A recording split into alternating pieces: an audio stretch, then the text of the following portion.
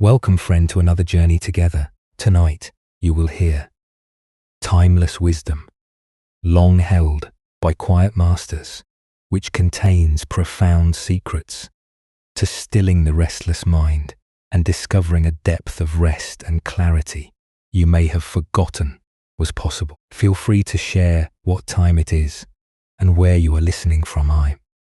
Zen Stories, all glimpses into the deepest secrets of mental freedom and true emotional liberation. Each one a potent transformative teaching designed to shift your entire relationship with stress, the clamor of endless thoughts, and the relentless pursuit of more. These teachings have been passed down through generations of masters who understood a fundamental truth most of us have lost: that genuine peace and profound understanding are not found in altering our circumstances, but in radically shifting our inner relationship to them. As the great Zen master Dogen once taught, when you find your place where you are exactly the place of the truth. Over the course of our journey, you'll discover precisely how these timeless truths can reshape your experience of life and lead you to deep repose. As we journey through these remarkable narratives, you'll notice something powerful begin to unfold. The tight grip of worry will naturally soften. The incessant hum of your thoughts will gently recede. You'll find yourself effortlessly settling into a state of profound peace and intuitive understanding. So, settle in deeply now. Allow your body to fully release into whatever supports you. Take one deliberate breath with me, and as you exhale, know that you are about to receive profound teachings, whispered across centuries, now ready to be heard by you. Our first story is about the liberation found in embracing emptiness. In a bustling merchant district of Kyoto, there lived a cloth merchant named Yamada, whose mind never found rest. Despite his successful business, he lay awake each night worrying about inventory, competitors, and the countless details that seemed to multiply endlessly. His prosperity brought no peace, only more complexity and anxiety. One morning, exhausted from another sleepless night, Yamada decided to seek guidance from Master Tenzan, a renowned teacher who lived in a small temple on the outskirts of the city. The morning sun filtered through ancient pine trees. As Yamada approached the simple wooden structure, his heart heavy with the burden of constant mental activity. "Master," Yamada said, bowing deeply before the elderly monk, "my business troubles keep me awake at night. My mind races with concerns about profits, losses, and endless responsibilities. How can I find peace when commerce demands such constant attention?" Master Tenzan listened patiently, his eyes twinkling with understanding. Without saying a word, he rose and walked to a corner of his simple room where various donated items were stored. He selected a piece of cloth and returned to where Yamada sat, waiting. The fabric was old and worn, punctured with numerous holes of various sizes. Some holes were small, barely noticeable, while others were large enough to put a finger through. The material that remained was faded and threadbare. "I have a task for you," Master Tenzan said, placing the damaged cloth in Yamada's hands. "Take this and sell it in the marketplace." Yamada examined the worthless fabric, confusion crossing his face. "But master, this cloth is completely worthless. It's full of holes. No one would pay anything for such damaged material. How can I possibly sell this?" Master Tenzan's expression remained serene. "Exactly. Now, go and sell the holes." "Sell the holes?" Yamada repeated, certain he had misheard. "Yes. Don't try to sell the cloth, sell the holes themselves." Yamada left the temple completely bewildered, clutching the worthless fabric. How does one sell holes? What value could emptiness possibly have? But his respect for the master compelled him to attempt this impossible task. For 3 days, Yamada wandered through the marketplace, approaching potential customers with growing desperation. "Would you like to buy some holes?" he would ask, displaying the tattered cloth. Merchants laughed at him. Children pointed and giggled. His reputation as a serious businessman began to suffer as word spread of his strange behavior. On the 4th day, something shifted in Yamada's understanding. As he sat in frustration beside a fountain, staring at the holes in the fabric, he began to laugh. The laughter started as a chuckle, but grew into deep, uncontrollable waves of joy. People gathered around him, wondering if the merchant had lost his mind. Still laughing, Yamada returned to Master Tenzin's temple. "Master," he said, his eyes bright with newfound understanding, "I finally see. I've been selling the cloth around the emptiness all along. Every garment, every piece of fabric, its value comes from the space it creates, the emptiness it defines. The Buddha once said, 'Form is emptiness. Emptiness is form.' What emerges from this story is a fundamental understanding about the relationship between substance and space, between what appears solid and what appears empty. Why do we focus so intensely on the material aspects of our lives while ignoring the spaces that give them meaning? Zen Buddhism points to our habitual tendency to grasp at things, to believe that happiness and security come from accumulating more substance, more stuff, more achievements. We become hypnotized by the threads while missing the essential emptiness that makes the cloth useful. What makes it a simple, not the ceramic material, but the empty space inside? That can hold tea. A room's worth comes not from its walls, but from the space between them where life unfolds. Even our breathing depends on the emptiness in our lungs, the space that allows air to enter and nourish us. In our consumer culture, we're constantly encouraged to focus on acquiring more things, more experiences, more credentials. We fill our schedules, our homes, and our minds with an endless accumulation of stuff. But Yamada's revelation points to a different source of value. The spaces between things, the pauses between activities, the silence between thoughts. Zen teacher Alan Watts observed, "We cannot be more sensitive to pleasure without being more sensitive to pain. Similarly, we cannot appreciate fullness without understanding emptiness. Our obsession with filling every gap, occupying every moment, and solving every problem often prevents us from recognizing the inherent completeness that exists in spaciousness itself." This teaching applies directly to our mental and emotional lives.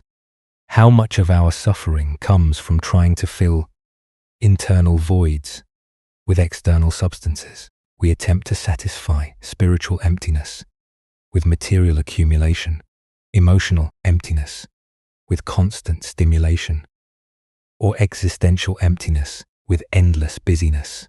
But what if the emptiness itself is not a problem to be solved, but a space to be appreciated? Master Hangpo taught, "The foolish reject what they see, not what they think. The wise reject what they think, not what they see." Yamada initially rejected the holes because he was thinking in terms of conventional value rather than seeing the essential nature of emptiness and form. In meditation practice, we learn to appreciate the gaps between thoughts, the spaces between breaths, the pause between one moment and the next. These empty spaces are not voids to be filled, but opportunities for awareness, to rest in its natural state. Tonight, as you notice the spaces in your experience, the silence between sounds, the gaps in your thinking, the emptiness that holds all your possessions, can you appreciate them as Yamada learned to appreciate the wholes? Can you recognize that your life's meaning might emerge not from what you've accumulated, but from the spaciousness that allows everything to exist? As the Buddha taught, thousands of candles can be lighted from a single candle, and the life of the candle will not be shortened. Happiness never decreases by being shared. The space that allows one candle to exist can hold countless others without becoming crowded. Let us explore a story about the nature of perfection and imperfection. In a remote monastery, nestled among rolling hills, there lived a monk named Bunai, who had devoted his entire life to the sacred art of copying sutras, Buddhist scriptures. Day after day, year after year, he sat at his wooden desk with perfect posture, his brush moving across rice paper with practiced precision. The other monks considered him a master calligrapher, and visiting scholars often requested copies of his work. For 20 years, Bunkai had transcribed thousands of pages of Buddhist teachings. His characters were elegant, his spacing immaculate, and his dedication unwavering. He took great pride in preserving the Dharma through his meticulous copying, believing each stroke of his brush served the Buddha's teachings. One afternoon, while reviewing an ancient text to verify his work, Bunkai made a shocking discovery. His breath caught in his throat as he realized he had been making the same error for 2 decades. In a crucial passage that appeared in nearly every sutra he copied, he had been writing the character for doubt instead of faith. Hundreds of texts, thousands of copies, all containing this fundamental mistake. His hands trembled as he examined scroll after scroll, confirming his error again and again. How could he have been so careless? How many students had read his flawed copies? What damage had he done to the Dharma itself? Filled with shame and terror, Bunkai approached his master, the elderly abbot, Teshin. He prostrated himself completely, touching his forehead to the ground. "Master, I have committed a terrible sin against the Buddha's teachings," he confessed, his voice breaking. "For 20 years I have been copying sutras. Incorrectly, I have spread error instead of truth." The master listened quietly as Bunkai explained his mistake. When the confession was complete, Abbot Teshin was silent, for a long moment, stroking his white beard thoughtfully. Finally, he asked a question that surprised Bunai completely. "Tell me, which version of the sutras has helped more people in their practice?" Bunkai looked up confused. "Master, I don't understand." "Think carefully," the master continued. "The monks who have read your versions, with doubt in them, how do they approach their studies? And those who read the traditional texts with faith, what is their response?" As Bunkai reflected, a strange realization dawned on him. The monks who had studied his incorrect copies often came to him with profound questions. They wrestled with the teachings, sought deeper understanding, and engaged in lengthy philosophical discussions. They seemed to develop a more questioning, investigative approach to their practice. In contrast, those who read the standard text with faith often simply nodded in agreement and moved on, accepting the teachings without the same depth of inquiry. "I see," Bunkai whispered, beginning to understand. The master smiled gently. "Continue your copying exactly as you have been doing. Buddha's wisdom reminds us, doubt everything. Find your own light. The heart of this lesson lies in understanding that what we consider mistakes may actually serve a deeper purpose in the unfolding of wisdom. Why do we become so attached to doing things correctly? Zen Buddhism reveals that our obsession with perfection often stems from ego clinging, the desire to be seen as competent, knowledgeable, and worthy of respect. We fear making mistakes because we imagine they diminish our value or disrupt some cosmic order that depends on our flawless performance. But this story illuminates a profound truth about the nature of spiritual awakening. Sometimes our greatest errors become our most valuable teachings. Bunkai's mistake created something the perfect texts could not. A spirit of inquiry, a willingness to question, and a deeper engagement with the teachings themselves. Consider how often in your own life apparent failures have led to unexpected growth. The job you didn't get that opened a better opportunity, the relationship that ended and taught you about self-worth, the illness that shifted your priorities toward what truly matters. These experiences, painful as they may have been, often serve as more powerful teachers than our successes. Zen Master Suzuki Rashi taught, in the beginner's mind, there are many possibilities, but in the expert's mind, there are few. Bunkai's mistake preserved a beginner's mind in those who read his texts. By encountering doubt, where they expected faith, readers were forced to think rather than simply accept, to question rather than blindly follow. This teaching challenges our conventional understanding of authority and correctness. How many times do we assume that official versions, expert opinions, or traditional approaches are inherently superior to alternative perspectives? The story suggests that sometimes the unofficial, the accidental, and the imperfect may serve truth more effectively than rigid adherence to established forms. In Zen practice, we learn to hold our understanding lightly, remaining open to the possibility that our current knowledge is incomplete. This doesn't mean abandoning discernment or embracing relativism, but rather maintaining what Zen calls don't know mind. The humility to recognize that reality often exceeds our concepts about it. Tonight, as you reflect on your own perceived mistakes and imperfections, can you consider that they might be serving purposes you haven't yet recognized? Perhaps that quality you consider a flaw has helped others feel more comfortable being human around you. Maybe that failure taught you compassion for others, struggles in ways that success never could.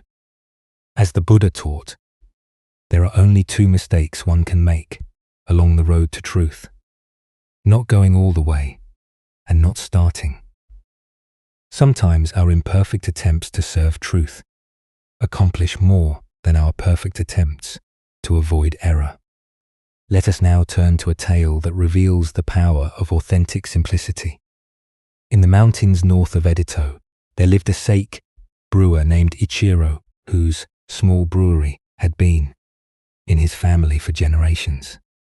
He took great pride in his craft, using traditional methods passed down from his grandfather to create rice wine that was once celebrated throughout the region. But times had grown difficult. Poor harvests, increased competition from larger breweries, and his own tendency towards perfectionism over profit had left deeply in debt. He owed money to the rice suppliers, the tax collectors, the local merchants, and even his own workers. The weight of these obligations pressed on him like stones in his chest.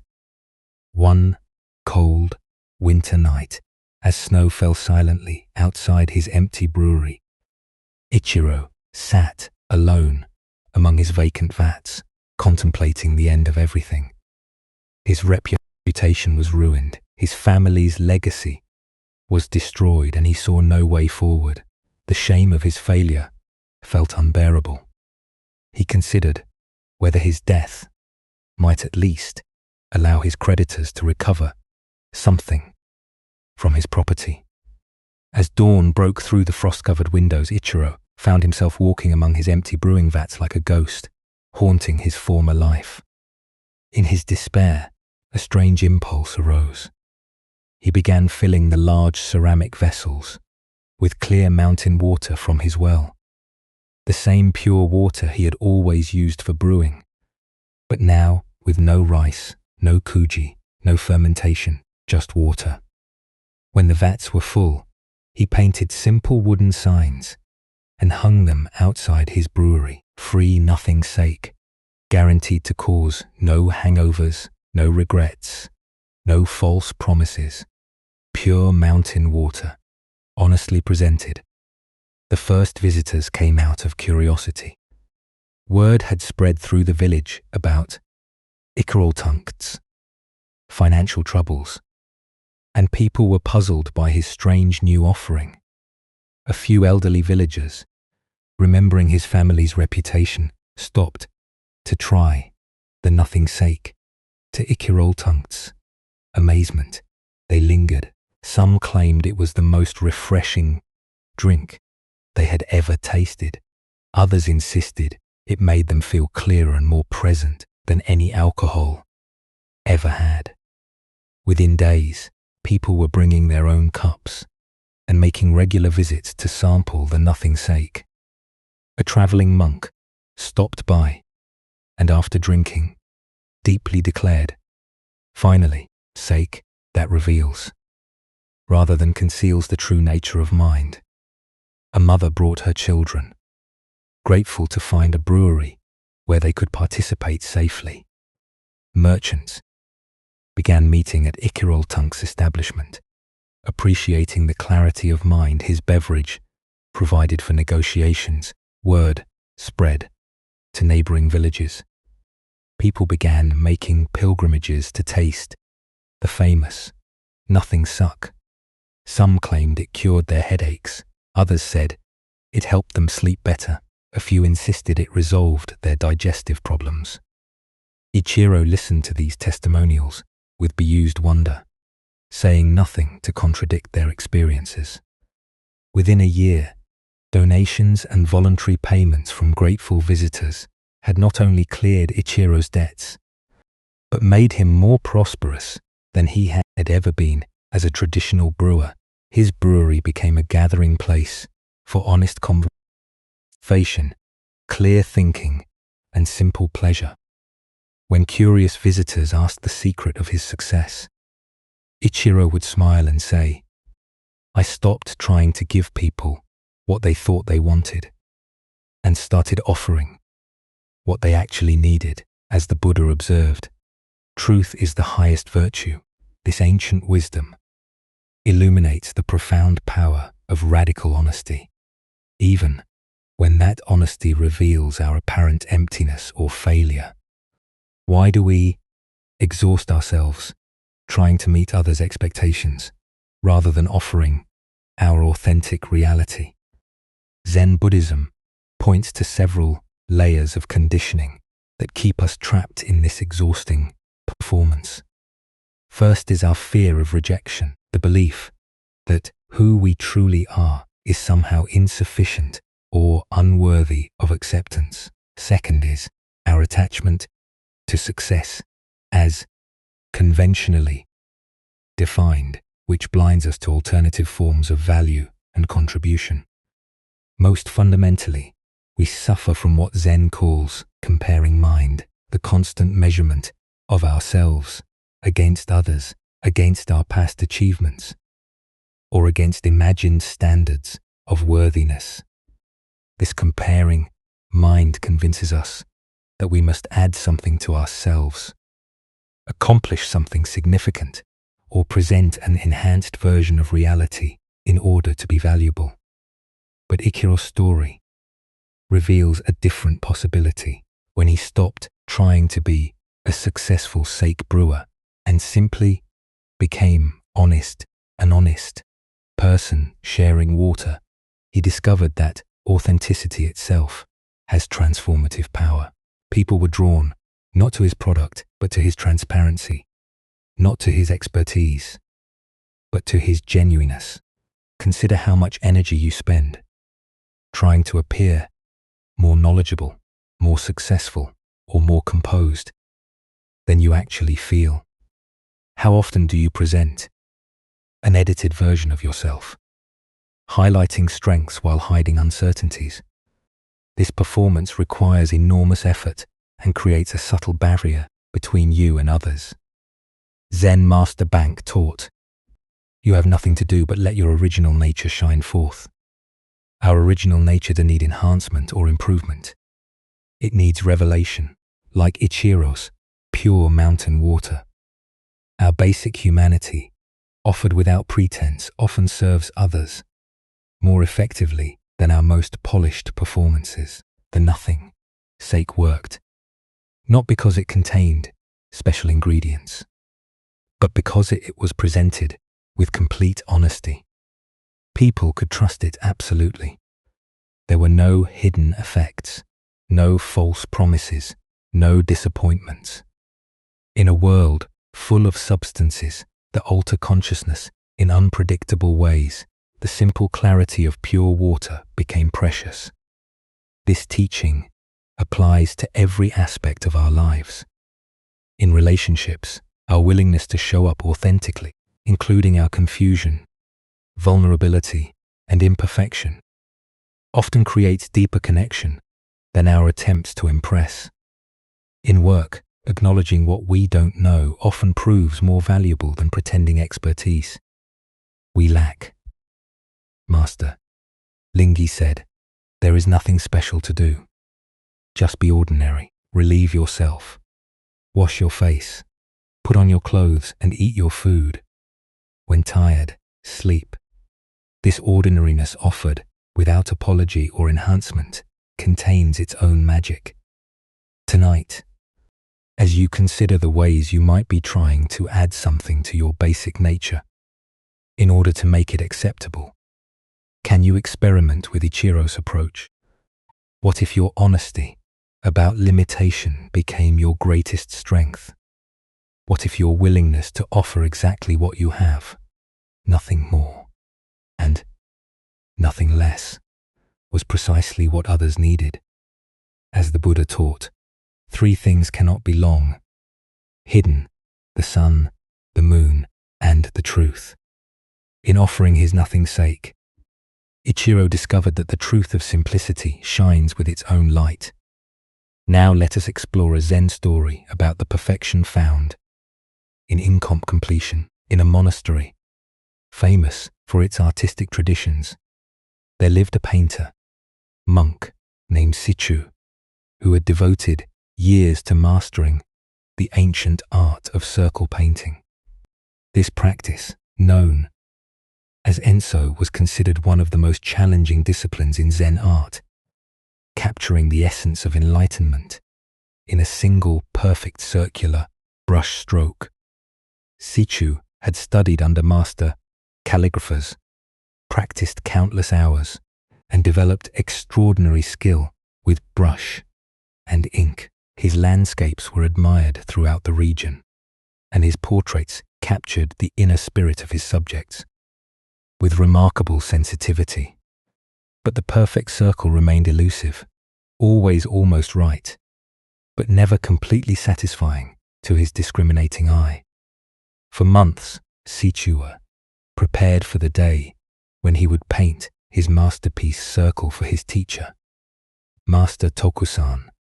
He ground his own ink from the finest pine soot, prepared handmade paper from mountain fibers, and selected brushes crafted by renowned artisans.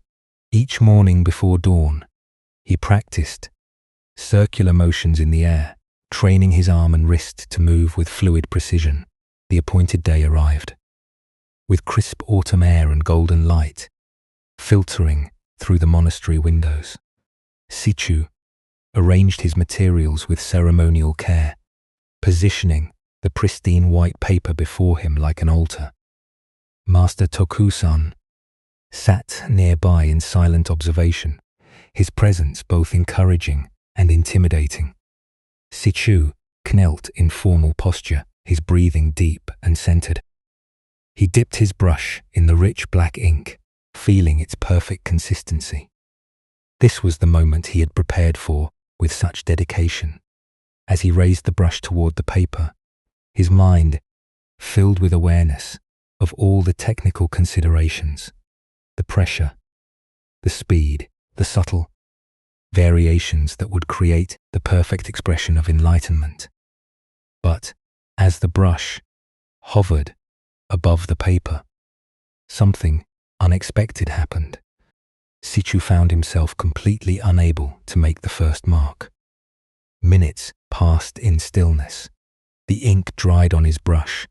He prepared it again, raised it again, and again, found himself frozen in the space before creation.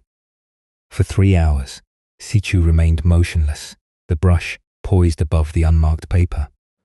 Master Tokusan watched without comment as various expressions crossed the young monk's face: concentration, frustration, confusion, and finally a deep peace. At last, Sichu slowly lowered his brush and carefully rolled up the blank scroll. With steady hands, he presented the empty paper to his master.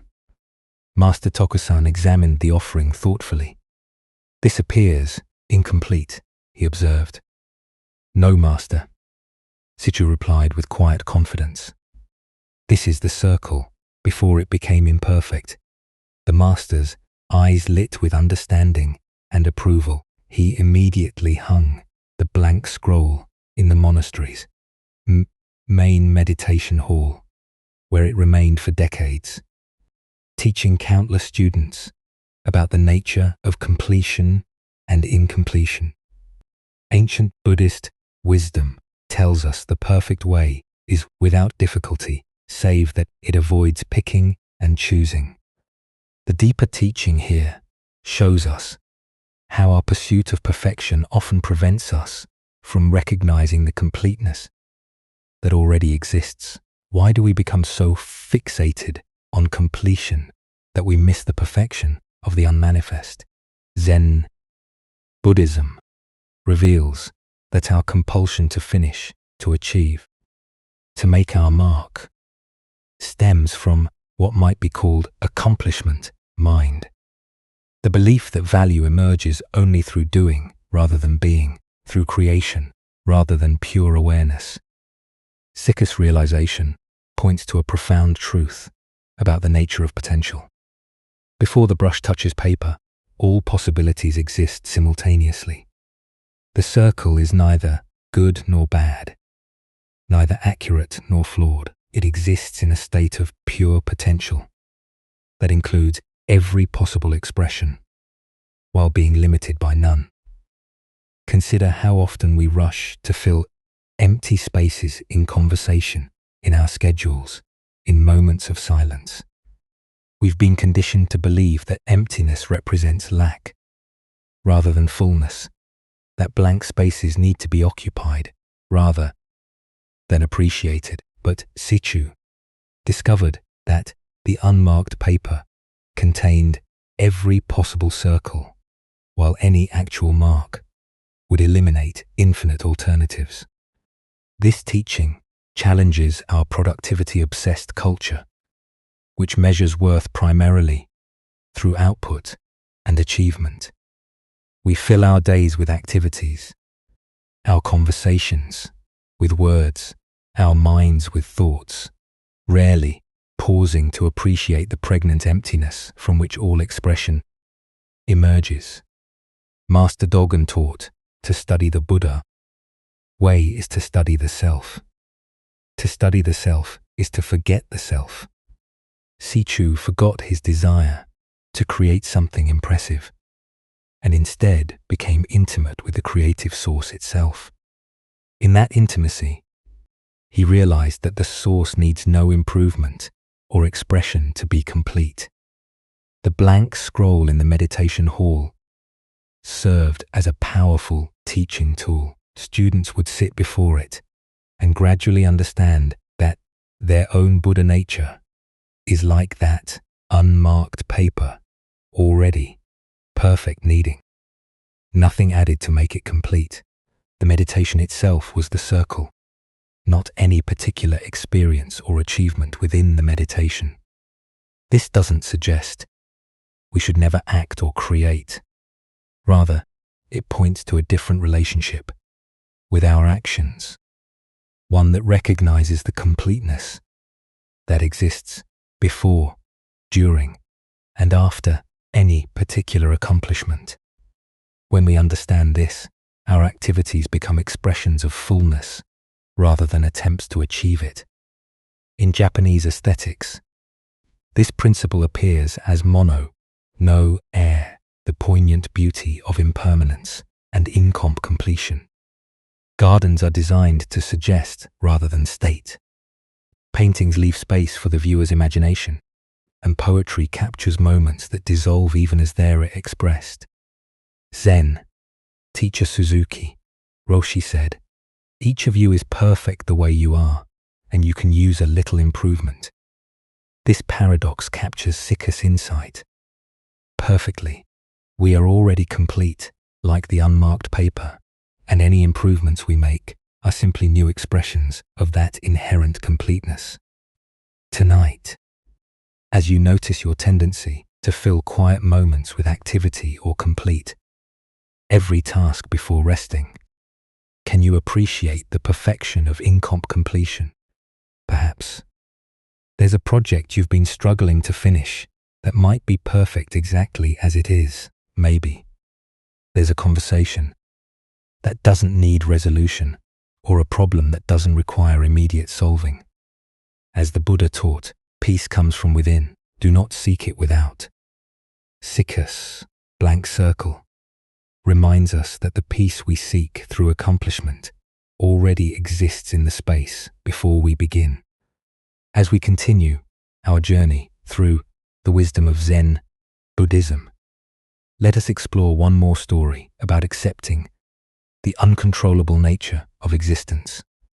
High in the mountains, where clouds gathered and dispersed with mysterious rhythms, there lived a hermit named Dokai, who had earned an unusual reputation among the villagers in the valley below. Through years of careful observation and deep attunement to natural patterns, he had developed an uncanny ability to predict weather changes. Farmers would make the steep climb to his simple hut before planting seasons.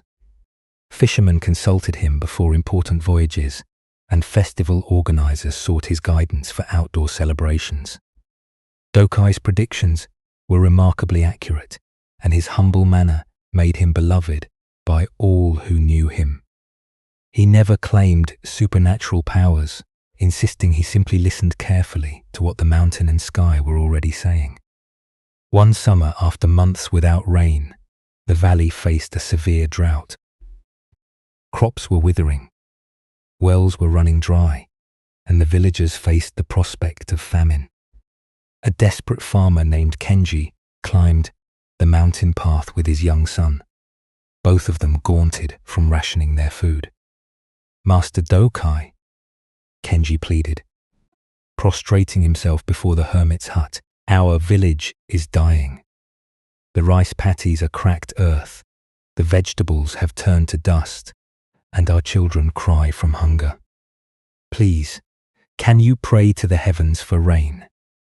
Surely your connection to the natural world gives you influence over the weather." Dokai felt great compassion for the suffering farmer and his child.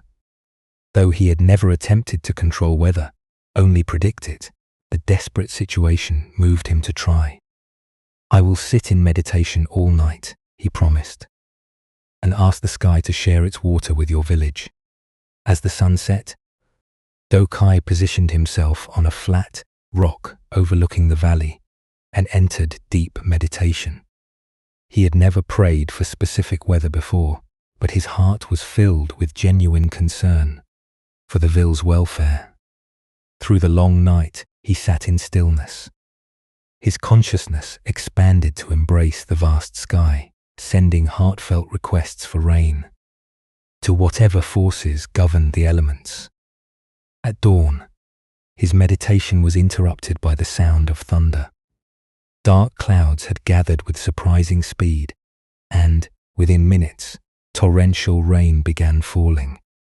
Day smiled with relief and gratitude, believing his prayers had been answered. The rain would save the village, but the rain did not stop. For 7 days and nights, it poured with relentless intensity.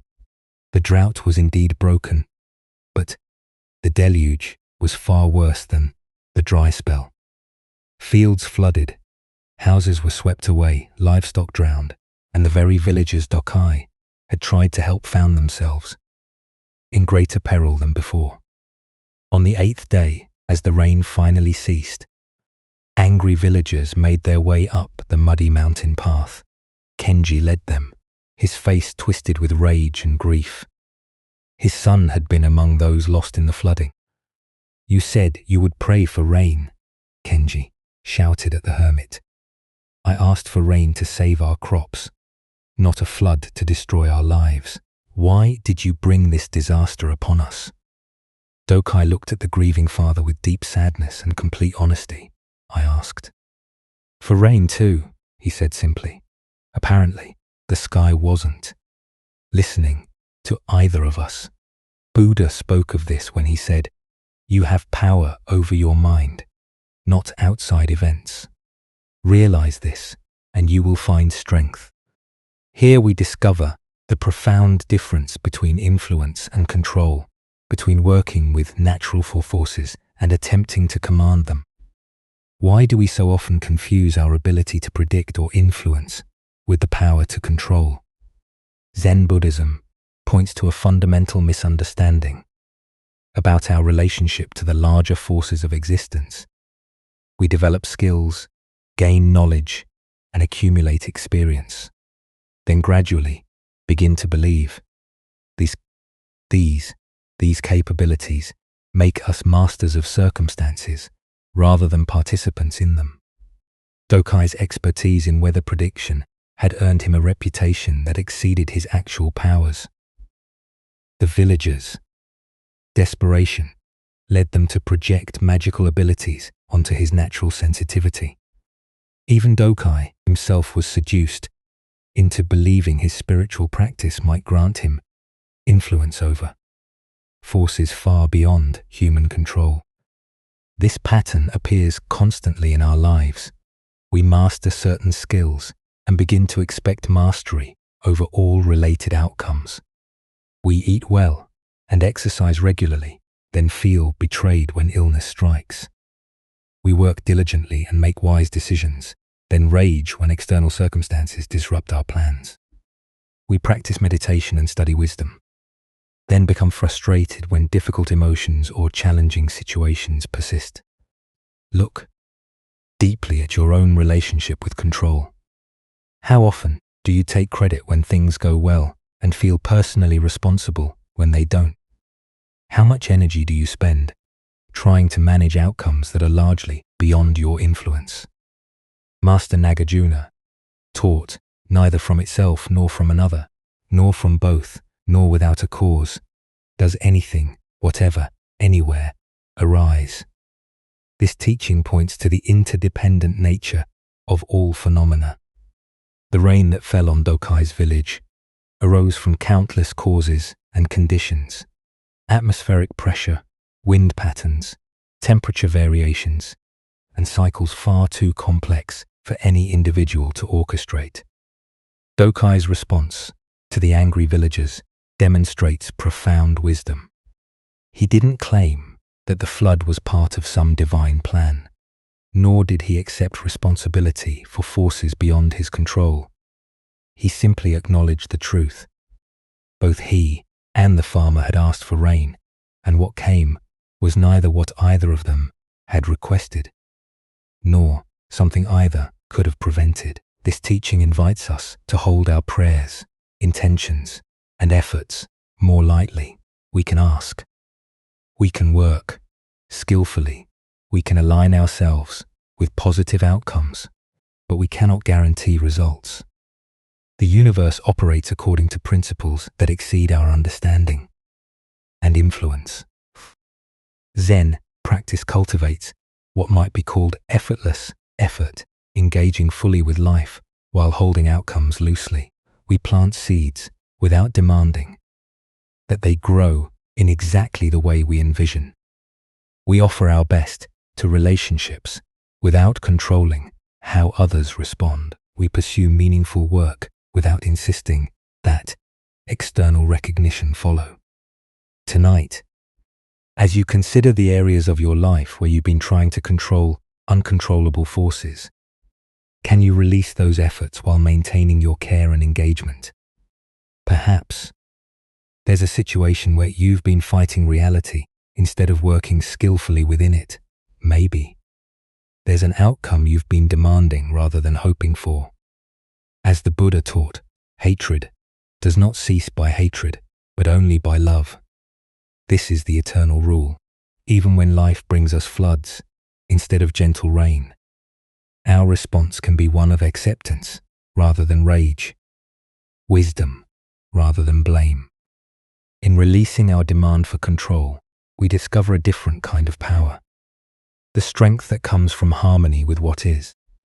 As we continue our journey through the wisdom of Zen, Buddhism, let us explore a story about the most fundamental truth that surrounds us, yet remains invisible. This is the tale of the fish and the ocean.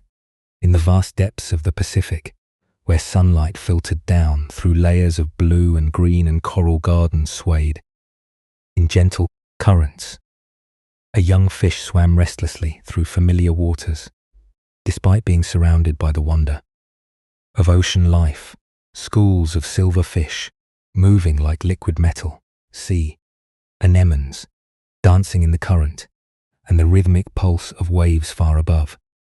The young fish felt troubled by a persistent question. One day, approaching an ancient sea turtle whose shell bore the scars and wisdom of countless journeys, the young fish asked earnestly, "Elder, I keep hearing other sea creatures talk about something they call the ocean. They speak of it with such reverence, as if it's the most important thing in existence. But I've searched everywhere, and I cannot find this ocean anywhere. What exactly is this mysterious thing everyone talks about?" The old turtle's eyes, deep and patient like tidal pools, regarded the young fish with gentle amusement. "Little one," the turtle replied, in a voice worn smooth by decades of storms and calms, "the ocean is this very thing that surrounds you on all sides at every moment." The young fish looked around frantically, darting left and right, swimming up toward the distant surface and down toward the sandy bottom. "But I don't see anything surrounding me. There's nothing here but water and fish and plants and rocks. Where is this ocean you speak of? Why can't I see it?" The turtle settled more comfortably on a bed of soft kelp, understanding that this was a teaching moment that required patience. "Of course, you cannot see it, young friend," the turtle explained. "The ocean is both inside and outside of you. You were born in the ocean. You breathe the ocean. You are nourished by the ocean, and one day you will return to the ocean.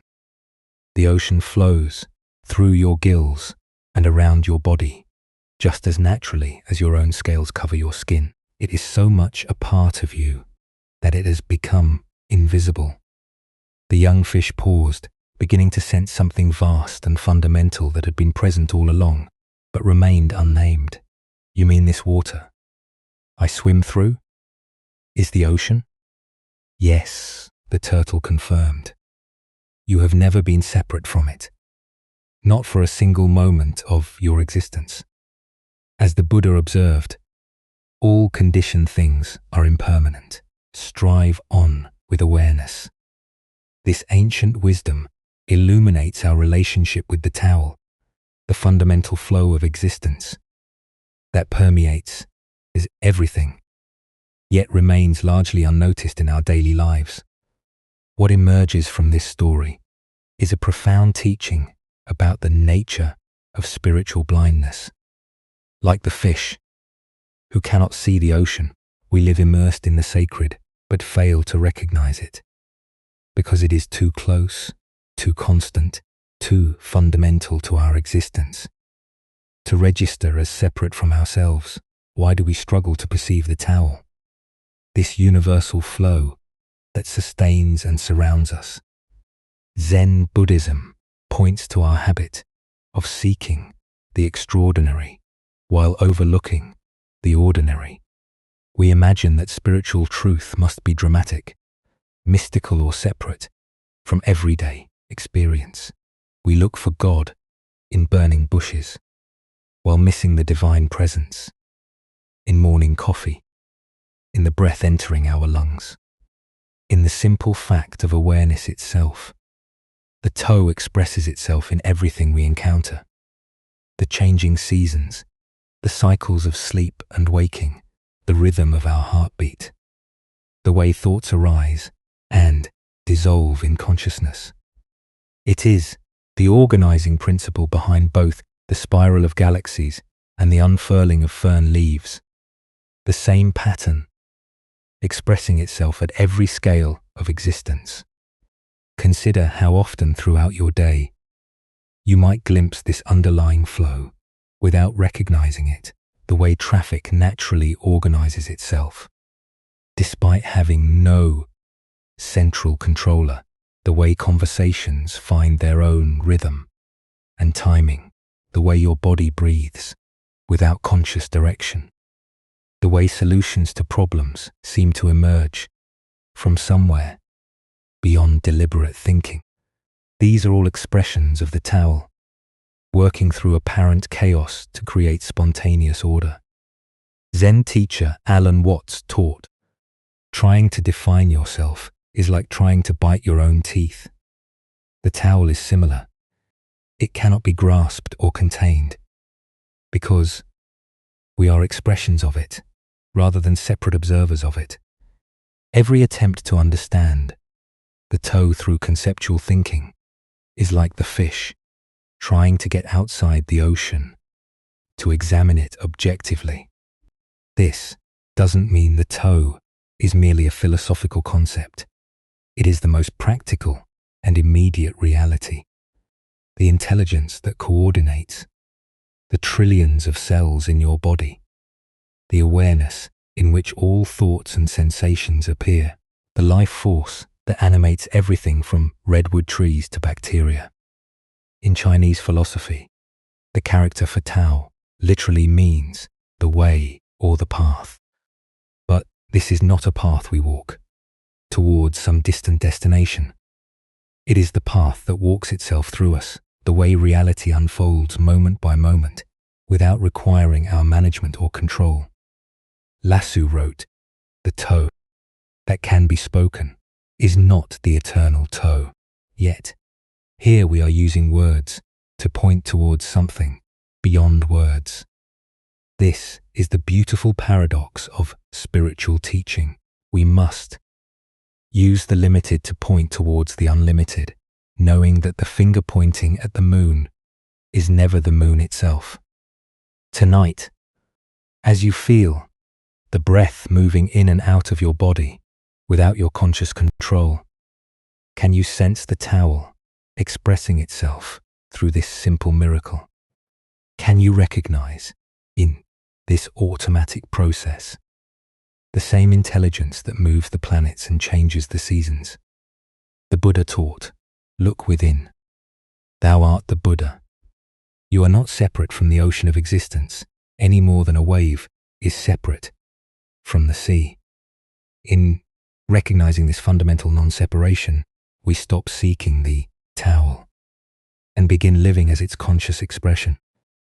Let us continue our journey with a story about the transformative power of fearlessness and unconditional compassion. This is the tale of the thief and the Zen master. One quiet evening, as twilight painted the sky in shades of purple and gold, Zen master Shichiri Kojun sat in his simple home reciting ancient sutras. His voice flowed rhythmically through the peaceful rooms. Each word a meditation, each breath a prayer. The soft glow of candlelight danced across the walls as he immersed himself completely in the sacred texts, finding deep tranquility in the familiar verses. Suddenly, the serenity was shattered. The front door burst open with a violent crash, and a desperate man entered, brandishing a sharp sword that gleamed menacingly in the candlelight. His eyes were wild with desperation, his clothes dirty and torn, his breathing heavy from running. He had clearly chosen this isolated house because he believed it would be an easy target. A peaceful monk would offer no resistance. "Money or your life," the thief demanded, his voice trembling with a mixture of fear and aggression. He expected the old man to cower, to plead, to scramble frantically for whatever valuables he might have hidden away. But Shichiri didn't even look up from his sutra book. His voice remained calm and steady as he continued reciting for a moment before pausing to address the intruder. "Please don't disturb my practice," he said with the same gentle tone he might use to ask someone to close a door. "If you need money, help yourself. It's in that drawer over there." He gestured casually toward a simple wooden chest, then immediately returned to his recitation as if nothing unusual had occurred. The thief stood frozen, his sword still raised, completely bewildered. In all his years of stealing, he had never encountered such a reaction. No fear, no pleading, no anger, just matter-of-fact helpfulness, as if he were a neighbor who had stopped by to borrow something, shaking his head in confusion, but proceeding with his business. The thief moved to the indicated drawer and began gathering the coins and small valuables he found there. The soft sound of the master's voice continued behind him, reciting sacred words as peacefully as if he were alone. Just as the thief was preparing to leave with his stolen goods, the master's voice called out again. "Wait," Shiri said, finally looking up from his book. "Please don't. Everything I need some of that money to pay my taxes tomorrow. Leave a little for me, won't you?" The thief stared at him in amazement. Here was a man who was being robbed, calmly negotiating the terms of his own robbery as if they were conducting normal business, almost without thinking. The thief returned some of the money to the drawer. As he turned to leave, certain that this strange encounter was finally over, the master's voice stopped him. "Once more. You took my money," Shichiri called out, his tone carrying a note of reproach. "And you didn't even thank me. That's quite rude, don't you think?" This final comment left the thief completely speechless. His sword hand began to shake. Never in his most violent encounters had he been so thoroughly unnerved. Here was a man who treated robbery as if it were a favor, who was more concerned about politeness than personal safety. "Thank you," the thief stammered, and then fled into the night as quickly as his legs would carry him. Later, when the thief was caught and confessed to numerous crimes, including the incident at Shikira's house, the master was called as a witness. The court officials expected him to demand justice, to describe the terror and violation he had experienced. Instead, Shichiri spoke with the same calm clarity he had shown. That evening, "This man did not steal anything from me," he testified. "I gave him the money freely. He even thanked me for it." The thief sitting in chains felt something break open in his chest as he heard these words. This man had not only shown him extraordinary kindness in the moment of the crime, but was now protecting him from the consequences. For the first time in years, tears came to his eyes.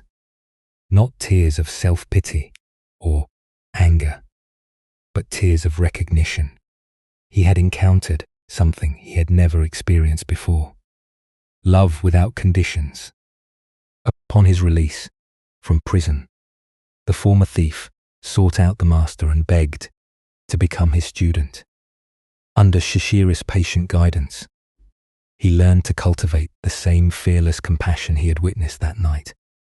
Years later, through dedicated practice and the master's unwavering belief in his potential for transformation, he attained the deep peace and wisdom of enlightenment. As the Buddha observed, hatred does not cease by hatred, but only by love.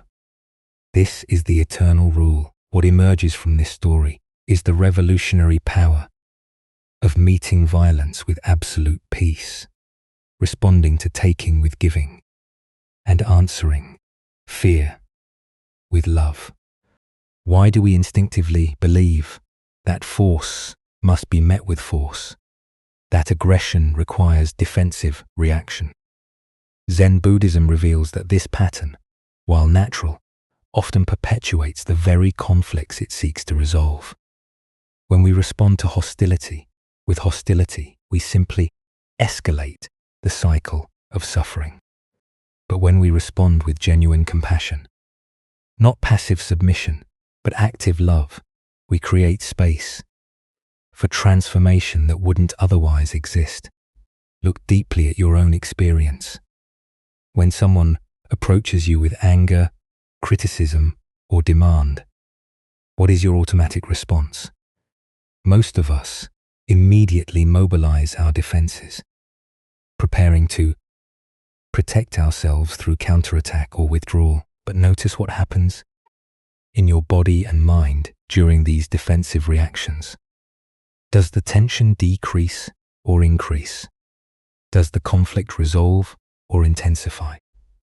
Chichira's response demonstrates what Zen calls skillful means, acting from wisdom rather than reflex.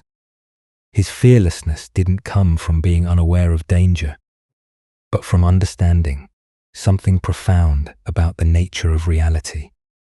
He recognized that the thief's aggression arose from desperation and suffering, not from inherent evil. By refusing to see him as an enemy, Shichiri created the possibility for the thief to see himself differently. In Zen practice, we cultivate what might be called the courage of defenselessness. This doesn't mean being naive about genuine danger or allowing ourselves to be harmed unnecessarily. Rather, it means developing the confidence to respond to difficult situations from our highest wisdom rather than our most primitive instincts. The Buddha taught, in the end, just 3 things matter: how well we have lived, how well we have loved, how well we have learned to let go. Shiri embodied all 3. In his encounter with the thief, he lived from complete presence, loved without conditions, and let go of any attachment to his possessions or even his personal safety. Consider the people in your life who challenge you. The difficult colleague, the critical family member, the aggressive driver in traffic. What would it mean to meet their energy with the same kind of fearless compassion Chichiri showed?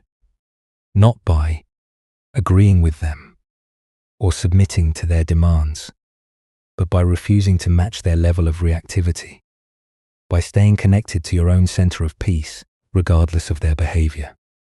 Tonight, as you encounter your own moments of tension or conflict, can you remember the master who treated a robber as an honored guest? Can you find the space between stimulus and response where choice lives, where you can decide to meet aggression with peace, taking with giving, fear with love? Buddha's wisdom reminds us better than 1,000 hollow words is one word that brings peace. Sometimes the most powerful response to violence is simply to remain unshakable in our commitment to compassion, knowing that love has a transformative power that force can never match. As we continue our journey through the wisdom of Zen Buddhism, let us explore a story about contentment and the nature of desire. This is the stone-cutter's journey. High in the mountain villages, there lived a simple stone cutter who had discovered the secret of happiness without knowing it. Each dawn, he would climb winding paths to the quarries, his tools balanced across his shoulders. As he worked among the stones, he would sing old mountain songs that echoed across the valleys. Though he was poor by society's measures, living in a modest hut with few possessions, the stone-cutter desired nothing more than what he had. His simple life felt complete. The rhythm of his work, the beauty of the mountains, the satisfaction of honest labor. His heart held not a care in the world. One day he was called to work on the grand mansion of a wealthy nobleman. As he approached the estate, his eyes widened at the magnificence before him. Marble columns reached toward the sky. Gardens sprawled in perfect symmetry. For the first time in his life, the stone cutter felt the sharp pang of desire pierce his contentment. If only I were rich, he sighed. Then I would not have to earn my living in sweat and toil as I do. Now, to his amazement, a voice whispered from the stones, "Your wish has been granted. Henceforth, anything you desire will be given to you." He returned home that evening to find his humble hut replaced by a mansion as magnificent as the nobleman's. Overwhelmed with joy, he abandoned his tools and began enjoying the luxurious life of the wealthy. But one hot afternoon, gazing from his ornate window, he saw the king's royal procession passing by. The monarch sat in cool shade, surrounded by noble men and servants, appearing serene and powerful above the common heat. "How I wish I were a king myself," he thought, and immediately found himself reclining in silk cushions within the royal carriage. But the carriage proved warmer than expected. Even through thick walls, the sun's heat penetrated relentlessly. "I wish I were the sun," he declared, and found himself sending waves of light and heat across the universe. A sun, he felt magnificent and all-powerful, until thick storm clouds gathered, completely blocking his rays. "I wish to be a cloud," and so he became a massive storm cloud, glorying in his power to block the sun. But as he transformed into falling rain, he encountered an enormous rock that blocked his path completely. A mere rock, more powerful than I. I wished to be a rock. Suddenly, he stood tall upon the mountainside, feeling he had achieved true permanence. But soon he heard chipping sounds at his base. Looking down, he saw a tiny human figure cutting chunks of stone away. A puny creature, more powerful than me. I want to be a man again. And so he found himself once more a stone cutter, climbing familiar mountain paths. But now something had changed. As he shaped stones and felt mountain breezes, his heart swelled with deep contentment. His song returned richer than before because he had learned to be content with exactly who he was. The Buddha once said, "Health is the greatest gift, contentment the greatest wealth." This ancient wisdom illuminates the endless cycle of wanting that keeps us from recognizing the abundance already present in our lives. Why do we chase after different conditions? Always believing happiness lies in the next transformation. Each desire fulfilled only reveals the next desire, creating an endless cycle of dissatisfaction. The The stone cutter's journey reveals the futility of seeking happiness through external circumstances. Consider your own versions of this cycle. I'll be happy when I get promoted, only to discover new stresses. I'll be content with more money, only to find greater wealth brings new worries. Each achievement reveals the next mountain to climb. Zen teacher Suzu Ki Roshi said, "Each of you is perfect the way you are, and you can use a little improvement." This paradox points to the heart of contentment, the ability to fully accept what is, while still engaging wholeheartedly with life's natural changes. The stone cutter's final transformation wasn't into something greater, but into appreciation for what he had always been. His work remained the same, but his relationship to life was completely transformed. Contentment isn't found in having different experiences, but in bringing different awareness to whatever experiences arise. Tonight, as you notice the mind's habitual reaching toward what's not here, can you experiment with the stone cutter's final wisdom? Can you find the song that emerges when you stop trying to be anything other than what you are? As the Buddha taught, contentment is natural wealth. Luxury is artificial poverty. The greatest transformation available isn't becoming something different, but recognizing the inherent completeness of what we already are. Now, let us explore a story about the patient path to wisdom and the paradox of urgent seeking. This is the teaching of the one-eyed student in a peaceful valley, surrounded by cherry trees. A young man had heard stories of a renowned Zen master whose students achieved profound realization through diligent practice. Filled with spiritual ambition and eager to transform his life, the young seeker traveled many days to reach the master's monastery, his mind burning with determination to attain enlightenment as quickly as possible. When he finally arrived, dusty from the road and bright with enthusiasm, he immediately sought an audience with the master. The old teacher received him in a simple room overlooking a garden where monks moved slowly among vegetables and flowers, their movements unhurried and graceful. "Master," the young man said, bowing earnestly, "I have come to study Zen with complete dedication. I am willing to work harder than anyone has ever worked before. Tell me, if I apply myself with absolute diligence and unwavering effort, how long will it take for me to find Zen?" The master sat quietly for a long moment, watching the young man's eager face, noting the tension in his shoulders and the urgent energy that radiated from his posture. Finally, he replied thoughtfully, 10 years." The student's eyes widened with surprise.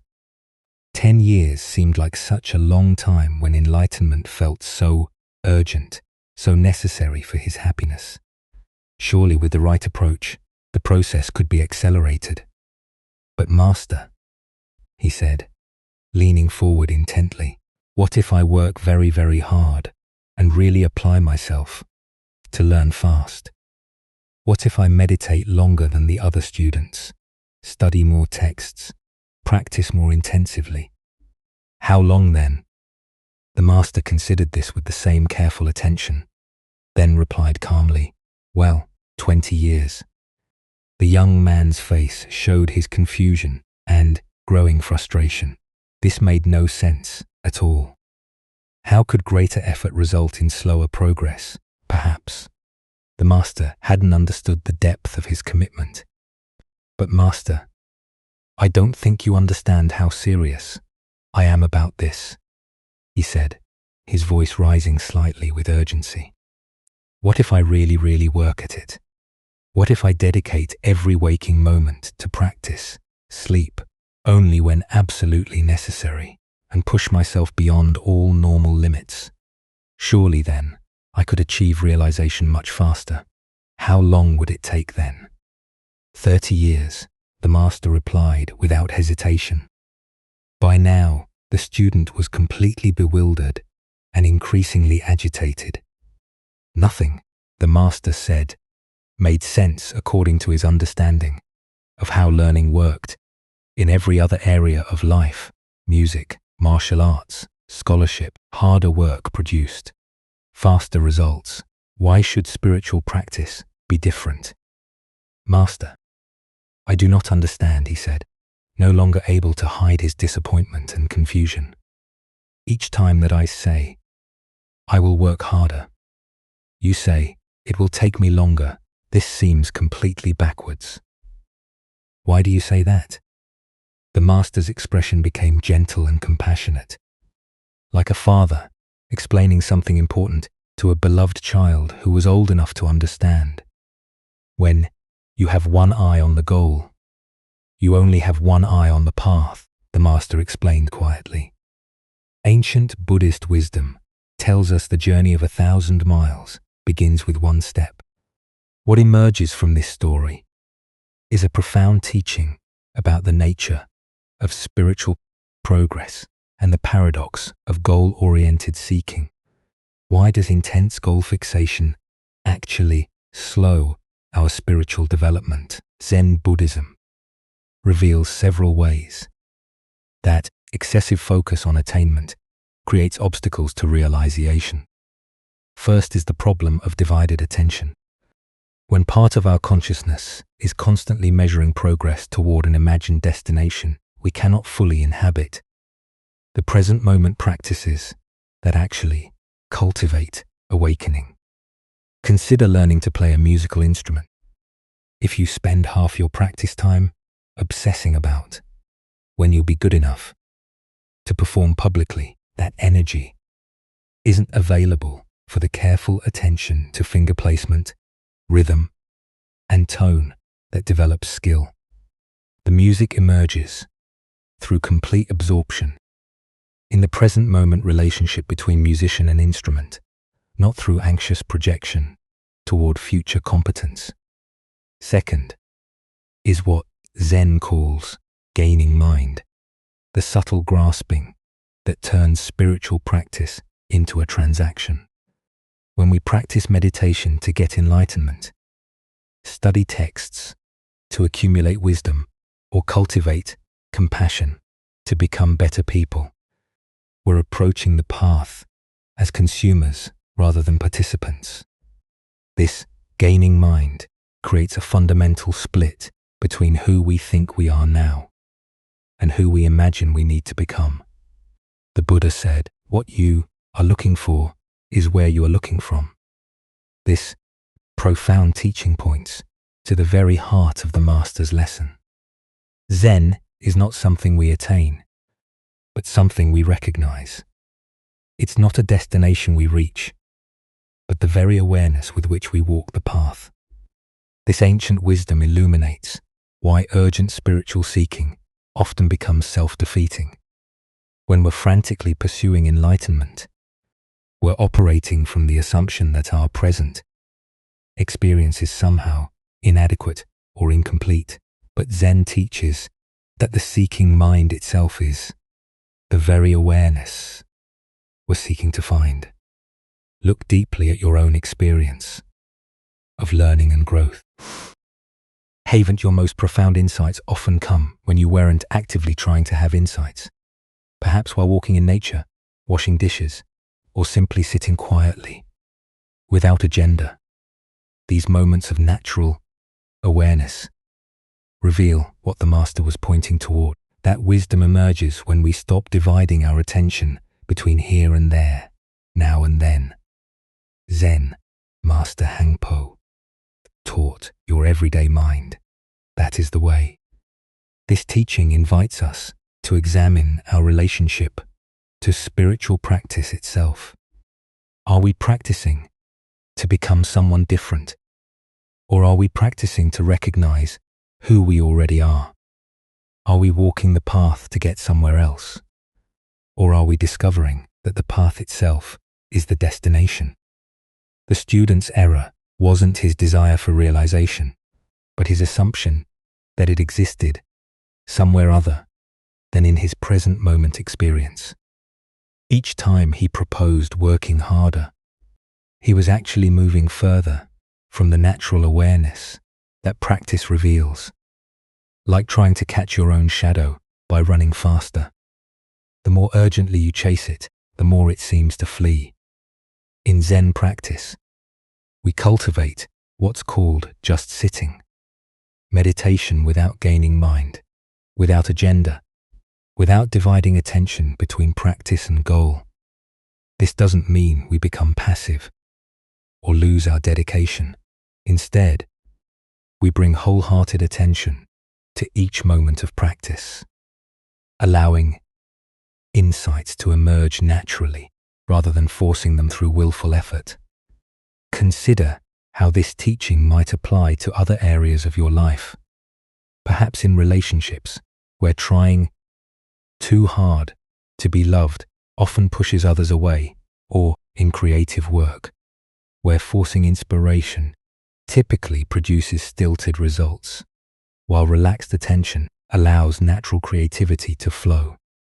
Tonight, as you notice your mind racing toward imagined destinations, the person you want to become, the peace you want to find, the understanding you want to achieve, can you remember the Master's teaching?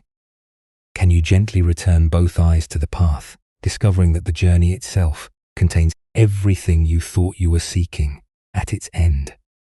Buddha spoke of this when he said, "There is no way to happiness. Happiness is the way." By walking the path with undivided attention, we discover that what we thought lay at its end was present in every step. Let us now explore a story about choice, responsibility, and the power we hold in every moment. This is the tale of the young man and the bird. A clever young student had grown tired of his teacher's seemingly wise responses to every question. He was convinced that the old master simply spoke in riddles to appear profound, and he decided to devise a test that would expose what he believed was mere pretense. After thinking for several days, he conceived what he thought was the perfect trap. One morning, the young man caught a small sparrow in the garden. The tiny bird trembled in his cupped hands, its heart beating rapidly against his palms. He held it carefully behind his back as he approached his teacher, who was sitting peacefully in the morning sunlight, reading ancient texts. "Master," the student called out with barely concealed excitement, "I have a question that will test your legendary wisdom." The old teacher looked up from his reading with patient, gentle eyes. He had seen this look of mischievous confidence in many students over the years, and he understood the young man's need to challenge authority as part of his own growth and learning. "Please," the teacher said simply. "Ask your question." The student stepped closer, keeping the bird hidden behind his back. "Master, I hold a small bird in my hands. Using your great wisdom, tell me, is this bird alive or dead?" The young man felt incredibly clever.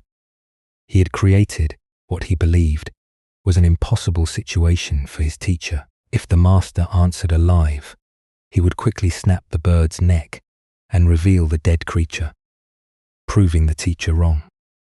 If the master answered dead, he would simply open his hands and let the living bird fly away, again proving the teacher's lack of true insight.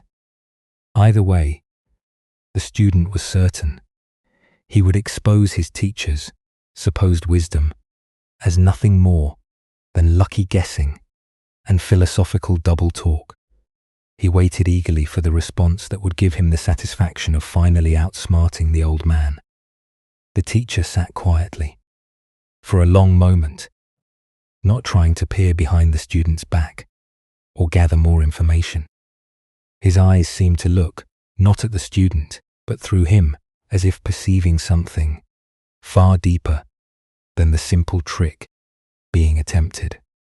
Finally, with a gentle smile that held both compassion and understanding, the master spoke, "The answer, my young friend, is in your hands."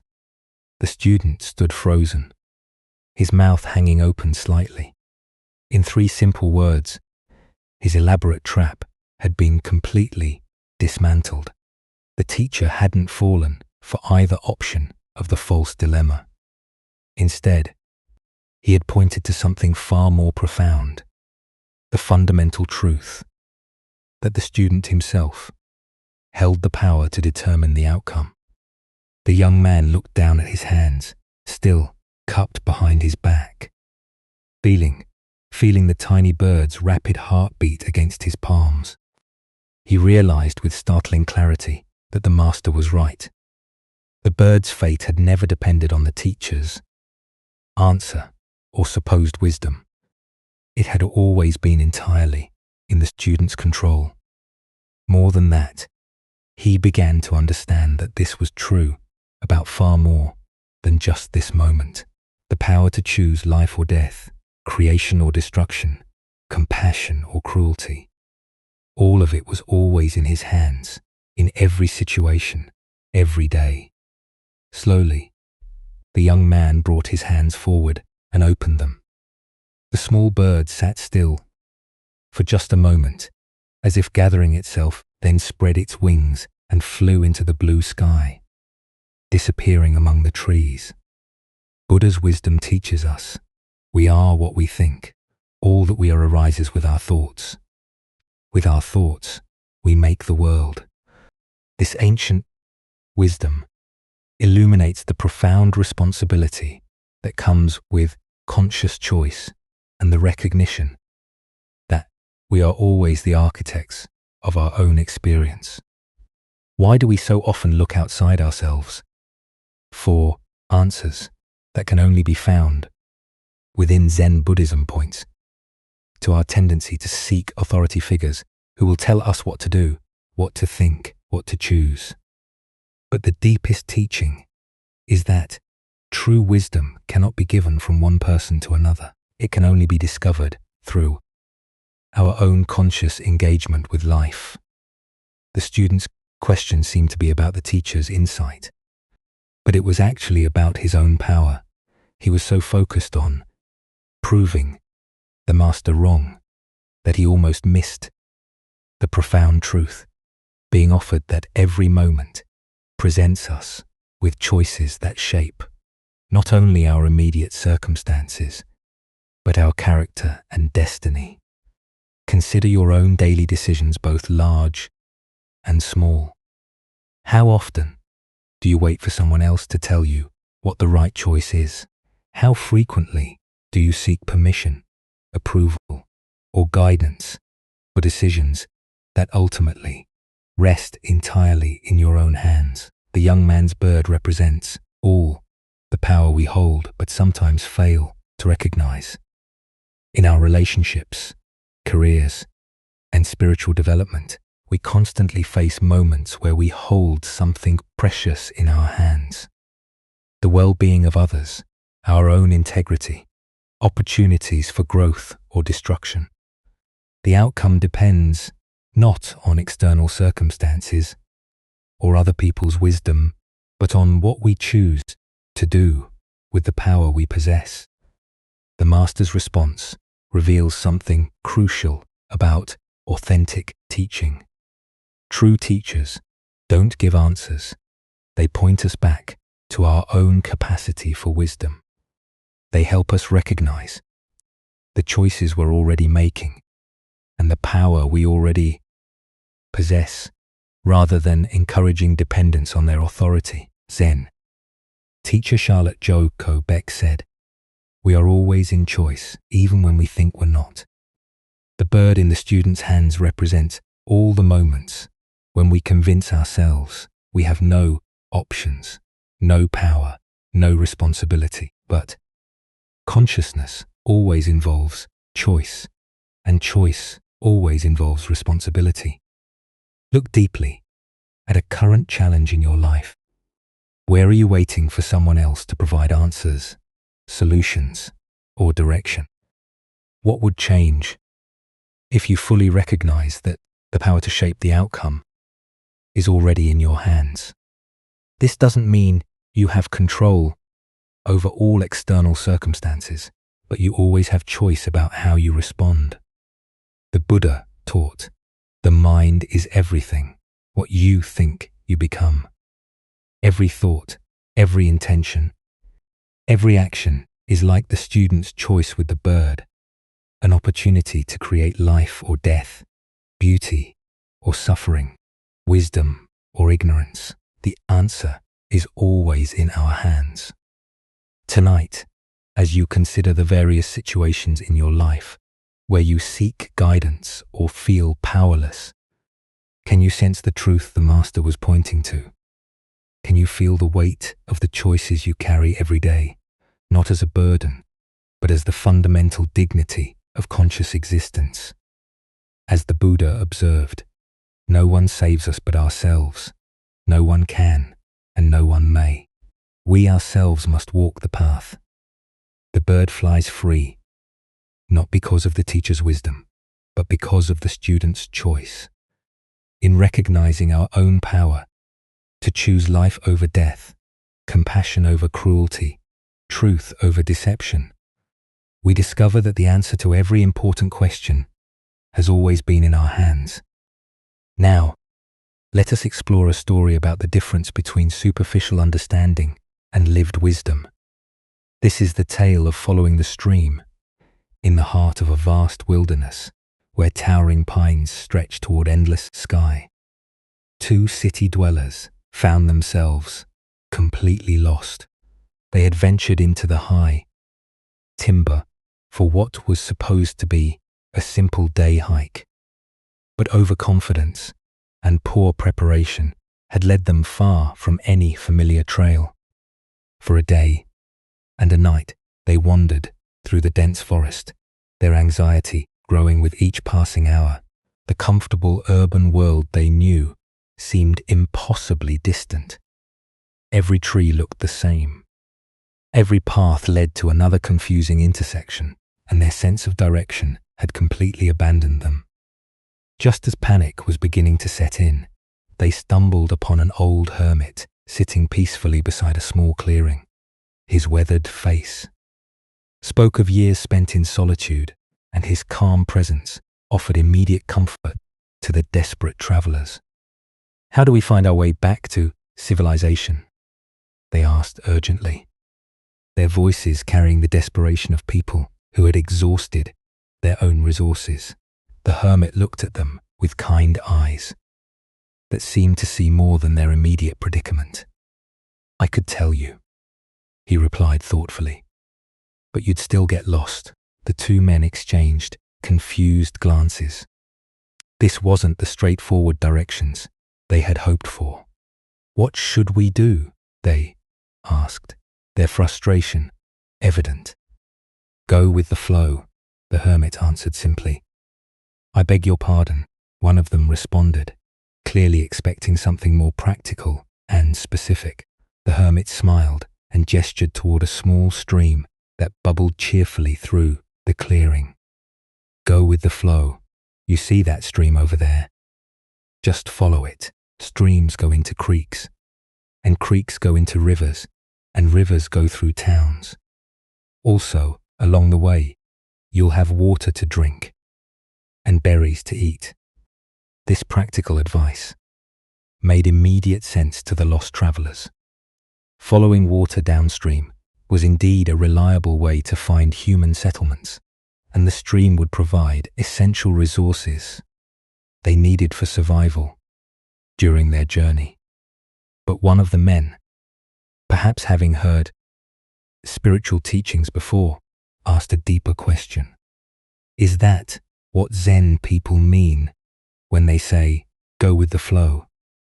The hermit paused for a moment, considering this question with the same careful attention he had given their practical need for directions. "Yes and no," he replied enigmatically, and then continued along his way, leaving the two men to find their own understanding of his words. The Buddha once said, "If you understand, things are just as they are. If you do not understand, things are just as they are." This teaching points to the layered nature of wisdom that the hermit embodied in his response to the lost travelers. The deeper teaching here shows us how authentic spiritual guidance operates on multiple levels simultaneously. The hermit's advice was both completely practical and profoundly metaphorical.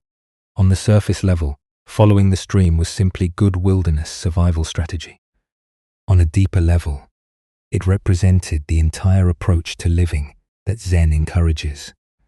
Why did the hermit say the travelers would still get lost even if he gave them directions? This points to a fundamental truth about the difference between receiving information and developing wisdom. External directions can guide us temporarily, but they don't develop our inner capacity for navigation. Real wisdom involves learning to read the natural signs and flow with the underlying currents of life itself. We often approach teachers and teachings looking for specific directions. Tell me exactly what to do to become enlightened. Give me the precise meditation technique that will solve my problems. But this approach, while understandable, misses the deeper point. True spiritual guidance doesn't provide a map, but teaches us how to read the territory. It doesn't give us someone else's answers, but helps us develop the capacity to find our own.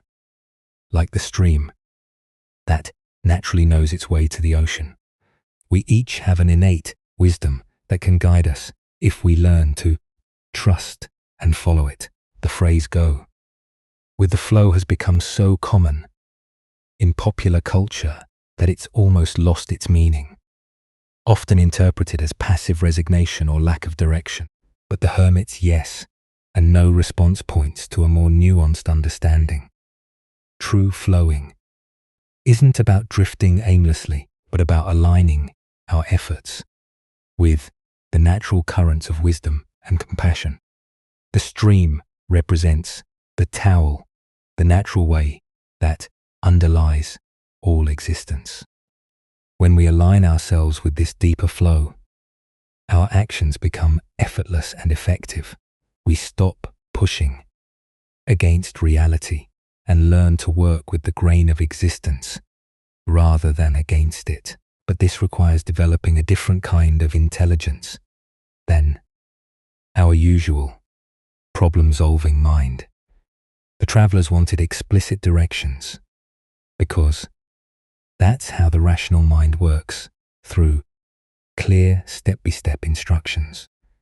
But the deeper intelligence the hermit was pointing toward operates more like intuition, sensing the right direction moment by moment, rather than following a predetermined plan. This is why contemplative traditions emphasize present moment awareness. The stream doesn't need to know where the ocean is.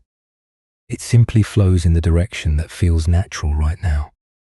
Similarly, when we develop memento moment mindfulness, we can sense the appropriate response to each situation without needing to figure out the entire journey in advance.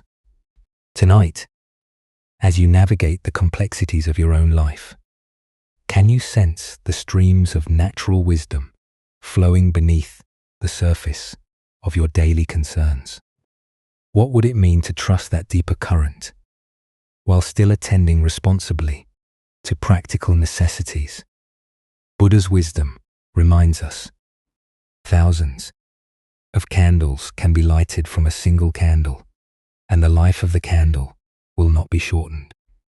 The hermit's guidance was like lighting a candle in the travelers' minds, providing not just directions, but a way of approaching life that could serve them in countless future situations.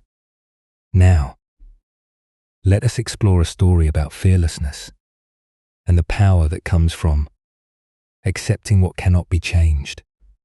This is the encounter between the general and the Zen master who could not be moved. During the violent civil wars that tore through feudal Japan, armies swept across the countryside like natural disasters, conquering villages and controlling territories through force and intimidation. When word spread that a particular warlord's army was approaching, most people would flee with whatever possessions they could carry, seeking safety in the mountains or with relatives in distant towns. In one small village, as the dreaded army drew near, the familiar pattern repeated itself. Families packed hastily, merchants closed their shops, and within hours, the streets that had been busy with daily life stood empty and silent. Everyone had fled. Everyone, that is, except the old Zen master, who lived in the simple temple at the village center.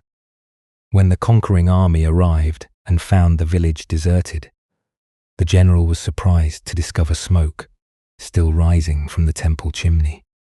Curious about who would have the audacity, or perhaps the foolishness to remain when everyone else had fled, he decided to investigate this anomaly personally.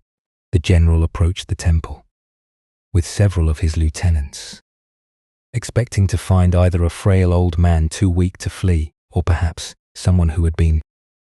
What he found instead was the Zen master sitting peacefully in his garden, tending to his plants, as if nothing unusual was happening around him. The general had grown accustomed to fear and submission wherever his army went. Village leaders would prostrate themselves before him, pleading for mercy and offering tribute in hopes of avoiding destruction. Citizens would cower and flee at the mere sight of his soldiers. This old man's calm indifference to his presence was both puzzling and irritating. When he wasn't treated with the deference and submissiveness to which he was accustomed, the general's face darkened with growing anger. Here was someone who didn't seem to understand the gravity of the situation or respect the power he represented. "You fool! You fool!" the general shouted, his voice echoing through the empty courtyard. As he reached for his sword, his elaborate armor gleamed menacingly in the afternoon light, and his hand gripped his weapon with practiced ease. "Don't you realize that you are standing before a man who could run you through without blinking an eye?" The threat that had terrorized countless others left the master completely unmoved. He continued his careful tending of a small flowering bush, his hands steady and his expression serene. When he finally looked up at the general, it was with the same calm attention he had shown before, as if greeting any ordinary visitor to his garden. "And do you realize," the master replied with perfect equanimity, "that you are standing before a man who can be run through without blinking an eye?" The general stood speechless, his sword half drawn. His anger suddenly dissolved into something approaching awe. In all his years of warfare and conquest, he had encountered many forms of courage: the desperate bravery of cornered soldiers, the defiant rage of defeated enemies, the foolish boldness of young warriors, but he had never encountered anything like this. Complete acceptance without fear, total peace in the face of death. The master's response revealed something the general had never considered: that there could be a power greater than the ability to kill, and that was the complete absence of fear about being killed. Here was someone who had so fully accepted the temporary nature of existence that even the threat of immediate death held no power over him. Slowly, the general returned his sword to its sheath. Without another word, he turned and walked away from the temple, leaving the master to continue his gardening in peace. The village remained untouched by the war, not because of any military strategy or negotiated protection, but because of one man's absolute fearlessness. As the Buddha taught, all conditioned things are impermanent. Strive on with diligence. Here we discover the profound power that emerges when we fully accept this fundamental truth rather than spending our lives trying to escape it. Why does complete acceptance of mortality create such presence and authority? Zen Buddhism reveals that most of our fear comes not from external threats, but from our desperate clinging to what is inherently temporary. When that clinging dissolves, the threats themselves lose their power to disturb our inner peace. The general's power came from others, fear of death and loss. But someone who has fully accepted the temporary nature of existence cannot be threatened with what he has already willingly released. The master's fearlessness wasn't bravado or indifference. It was the natural result of understanding impermanence so completely that even his own death held no terror. Consider your own relationship with threats and intimidation in daily life. How much of your fear comes from attachment to maintaining your current circumstances, preserving your reputation, or protecting your physical comfort? The master's response suggests that true invulnerability comes not from being untouchable, but from having nothing that can be taken away. This doesn't mean being passive or welcoming harm. The master wasn't seeking death or encouraging. Rather, his complete acceptance of mortality's inevitability freed him from the paralyzing fear that controls most people when facing genuine danger. The Buddha said, "Better than 1,000 hollow words is one word that brings peace." The master's single response contained more power than any threat because it came from a place of absolute acceptance rather than resistance or fear.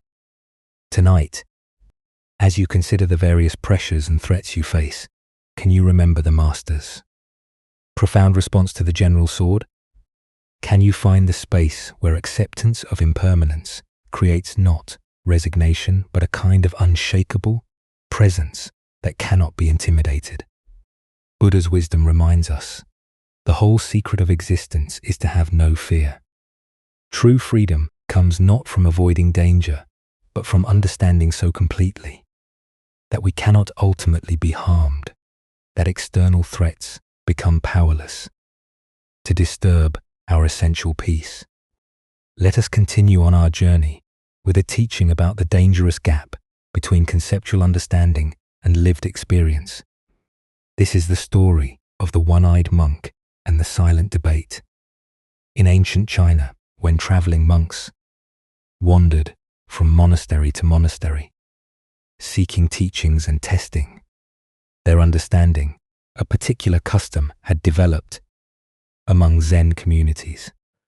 Before a wandering monk could receive lodging for the night, he had to engage in what was called Dharma combat with either the abbot or a designated representative. This wasn't physical fighting, but a contest of spiritual wit and understanding, where profound questions and paradoxical answers revealed the depth of each participant's realization. At one renowned monastery, nestled in bamboo forests, a travel-worn monk arrived as evening shadows began to lengthen across the courtyards. His robes were dusty from mountain paths, his straw sandals worn thin, but his eyes carried the alert brightness of someone genuinely seeking deeper understanding. The abbot, busy with evening duties, assigned his personal attendant to conduct the traditional Dharma encounter.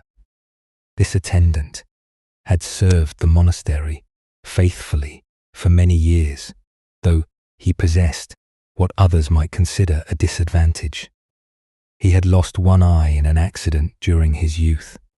Despite this physical limitation, or perhaps because of the clarity it had brought to his inner vision, he had developed profound insight into Buddha's teachings. When the two monks met in the monastery's formal reception hall, the traveling monk proposed something unusual. "Let us engage in silent debate," he suggested, gesturing with his hands to indicate they would communicate through gestures alone, rather than words. Sometimes the deepest truths transcend language altogether.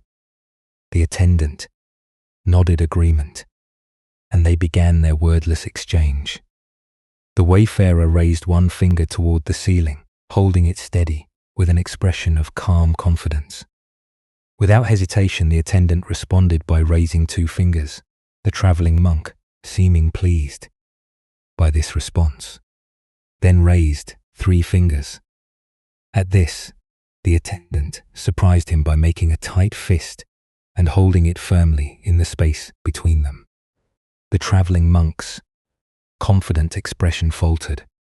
For a moment he stared at the clenched fist, his face showing confusion and something approaching alarm. Then, without attempting any further gestures, he bowed quickly and left the hall.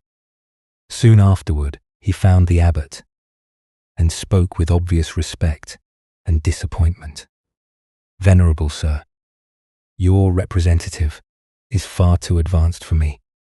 I must continue my journey rather than presume to stay in your monastery tonight." The abbot raised his eyebrows with interest. "Please tell me what transpired in your exchange."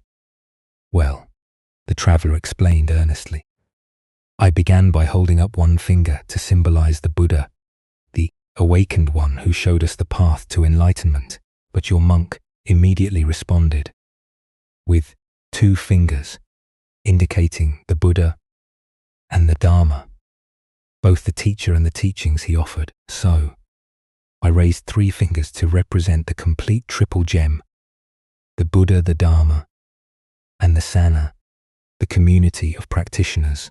But then, he held up a clenched fist to show that all 3 are actually one unified reality. His understanding is clearly beyond mine, so I must seek instruction elsewhere before I could be worthy of staying here." The abbot listened to this interpretation with growing surprise, for he knew his attendant's character well. As the traveling monk departed into the gathering dusk, the attendant himself appeared, visibly agitated and breathing hard from running. "Where is that insolent rascal?" he demanded, his single eye blazing with indignation. "I've been looking everywhere for him. The nerve of that man. I've never encountered such rudeness disguised as spiritual inquiry." "What exactly happened?" the abbot asked, genuinely curious now about what had transpired between these 2 very different interpretations of the same event. "First," the attendant explained, his voice rising with remembered offense, "he insulted me by holding up one finger to indicate that I had only one eye. Can you imagine here? I thought we were engaging in spiritual discourse, but he immediately drew attention to my physical limitation. Determined to remain polite, despite such crudeness, I held up 2 fingers to acknowledge that he was blessed with 2 eyes. I was trying to show that I bore him no ill will." For his thoughtless comment, the attendant paused to catch his breath, his agitation increasing as he continued. But the scoundrel wasn't satisfied with that insult. Next, he held up 3 fingers to rub it in further, indicating that between the 2 of us, there were only 3 eyes total. He was deliberately emphasizing our difference, making sure I couldn't forget my disability. That's when I'd had enough. I made a fist because I was about to hit him for his persistent rudeness. But the coward saw what was coming and ran off before I could teach him proper manners. The abbot stood in stunned silence, contemplating this remarkable demonstration of how 2 people could participate in identical events while inhabiting completely different realities. The Buddha taught, we see the world not as it is, but as we are. This profound truth reveals itself in the complete misunderstanding between our two monks, each of whom experienced the exact same gestures while living in entirely different interpretations of reality. Why do we so often project our own concerns, insecurities, and assumptions onto neutral situations? Zen Buddhism points to what it calls the 8 worldly winds: praise and blame, pleasure and pain, gain and loss, fame and disgrace. These psychological forces create internal weather systems that color our perception of everything around us. The attendant sensitivity about his missing eye created a filter through which every gesture became a personal attack. His past experiences of being judged or peered for his appearance had created such a strong interpretive framework that he couldn't perceive any other possible meaning in the traveler's hand signals. Similarly, the traveling monk's spiritual preoccupations caused him to see profound Dharma teachings in what were actually expressions of wounded feelings and growing anger. His framework of seeking enlightened instruction made him interpret increasingly aggressive gestures as increasingly sophisticated wisdom. Look deeply at your own patterns of interpretation. How often do your current worries, past hurts, or persistent hopes cause you to misread situations completely? Perhaps someone's distracted behavior becomes evidence they don't like you when they're actually concerned about a family member's health. Maybe a colleague's helpful suggestion feels like criticism because you're insecure about your performance. This ancient wisdom illuminates how our internal state creates our external experience. Both monks were sincere in their perceptions, yet both were fundamentally mistaken about what was actually happening. Neither was lying or deliberately misinterpreting. They were simply seeing through the lens of their own psychological conditioning. The story points us toward a crucial question. How can we develop the capacity to see situations more clearly, less filtered through our personal concerns and interpretations? Zen practice offers several approaches to this challenge. First is what's called don't know mind, maintaining openness to multiple interpretations rather than immediately settling on the one that confirms our existing beliefs or fears. When someone acts in a way that triggers our interpretation, can we pause and consider other possible explanations? Second is mindfulness of our own emotional states. The attendant might have noticed his rising sensitivity about his appearance and recognized how this was coloring his perception. The traveler might have observed his eagerness to find profound teachings and questioned whether he was seeing wisdom where none existed. Zen master taught your everyday mind that is the way. This teaching invites us to examine the very mind that creates these interpretations, rather than constantly trying to figure out the correct interpretation of external events. The Buddha said, hatred is never appeased by hatred in this world. By non-hatred alone is hatred appeased. This is a law eternal. If the attendant had met the traveler's perceived insults with curiosity rather than defensiveness, if the traveler had questioned his assumptions about enlightened behavior, their encounter might have become a genuine teaching for both. Tonight, as you replay conversations and interactions from your day, can you notice how your own concerns and sensitivities might have shaped your interpretations? Can you sense the difference between what actually happened and the meaning your mind added to those events?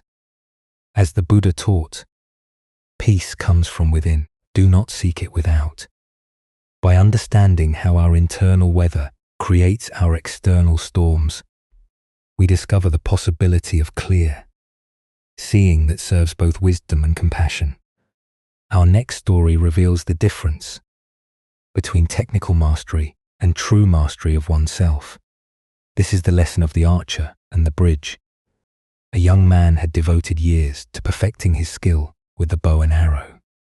Day after day, he practiced in all weather conditions, his dedication absolute, his focus unwavering, his technique became flawless, his aim so precise that he rarely missed his target, even at great distances. Word of his remarkable ability spread throughout the region, and he began winning archery contests, one after another, each victory feeding his growing pride and confidence. Flushed with success, and perhaps a bit intoxicated by his own reputation, the young archer decided to seek out the ultimate challenge. He had heard whispered stories of an old Zen master who lived high in the mountains, a man renowned not only for his spiritual wisdom, but also for his legendary skill with the bow. I will challenge this old master, the young man thought, and when I defeat him, everyone will know that I am the greatest archer in all the land. He found the master's simple dwelling and issued his challenge with the confidence of youth. "Old man," he said, perhaps more boldly than was respectful, "I have heard of your reputation with the bow. I challenge you to demonstrate whether your skill can match mine." The master, ancient eyes twinkling with quiet amusement, simply nodded his acceptance. The young archer immediately set up his demonstration. He selected a target at a considerable distance, drew his bow with practiced precision, and let loose his arrow. It flew straight and true, striking the exact center of the bullseye with a satisfying thud. Without pausing, he notched a second arrow, drew, aimed, and fired again. This arrow split the first arrow down its center, a feat of such technical brilliance that few archers in the world could have accomplished it. The young man turned to the master with obvious satisfaction, his chest puffed with pride. "There," he said, gesturing toward his perfect demonstration. "Let's see if you can match that display of skill." The old master looked at the target, then at the young man, and smiled gently. But instead of drawing his own bow, he simply motioned for the archer to follow him. "Come," he said quietly. "Let us find a more suitable place for this demonstration."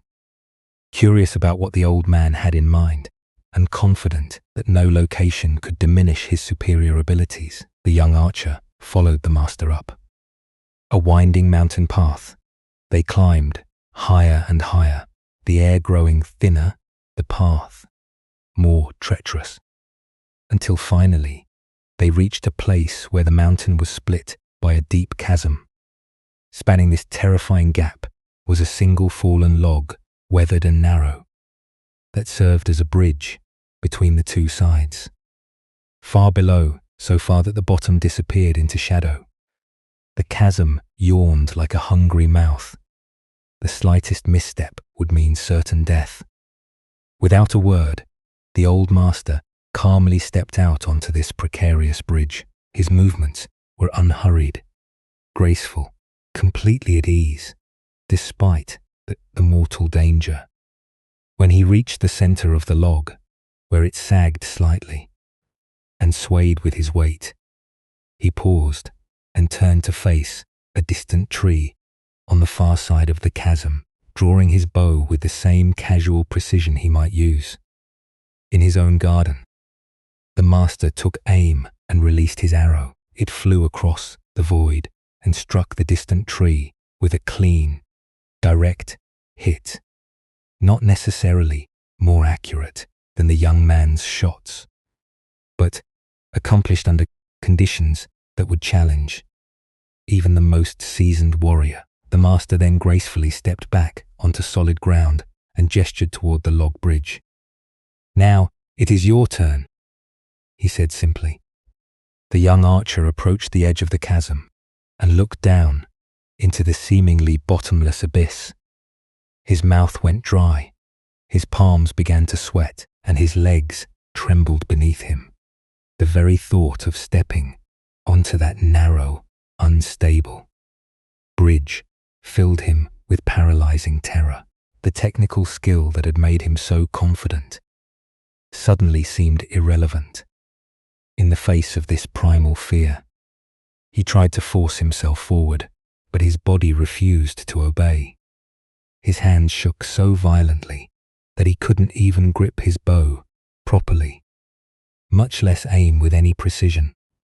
The steady breathing and focused concentration that had served him so well in controlled conditions completely abandoned him. The master watched this struggle with compassionate understanding.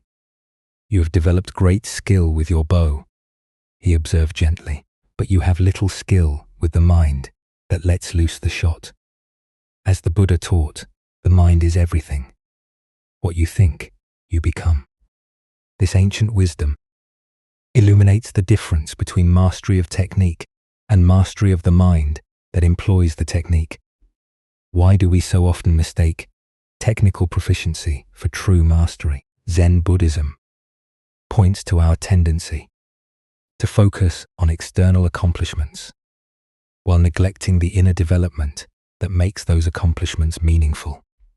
We perfect our skills in controlled environments, but discover our limitations when facing uncertainty, danger, or genuine challenge. The young archer had indeed achieved remarkable technical skill, but only under ideal conditions. When his environment changed, when fear entered the equation, when the stakes became real, when his sense of safety was threatened, his carefully cultivated abilities disappeared entirely. His mastery was revealed to be shallow, dependent on external circumstances, rather than inner stability. Consider your own areas of expertise. How does your competence hold up under pressure? When faced with genuine stakes, unfamiliar circumstances, or emotional challenges, do your skills remain intact? Or do they crumble, like the young archer's confidence on the bridge? In Zen practice, we cultivate what might be called unshakable presence, the ability to remain centered and effective, regardless of external conditions. This doesn't mean eliminating fear or challenge, but developing the inner stability that allows us to function skillfully, even when afraid, uncertain, or under pressure. The master's demonstration wasn't about showing superior archery skills. It was about revealing the profound difference between skill that depends on perfect conditions and skill that emerges from inner mastery. His arrow didn't need to be more accurate than the young man's. It simply needed to be released from a place of genuine equanimity. Zen Master Bank taught, the unborn Buddha mind can handle any situation. This points to a quality of awareness that remains constant, whether we're shooting at safe targets or standing on precipices. It's the difference between confidence that comes from controlling our environment and confidence that comes from trusting our ability to respond wisely to whatever arises. The Buddha said, "Better than 1,000 hollow words is one word that brings peace." One arrow shot from genuine presence and inner stability has more value than 1,000 arrows shot from ego and carefully controlled conditions. True mastery reveals itself not in perfect circumstances, but in our ability to maintain our center when everything around us is uncertain. Look deeply at your own relationship to challenge and fear. Where in your life do you perform well?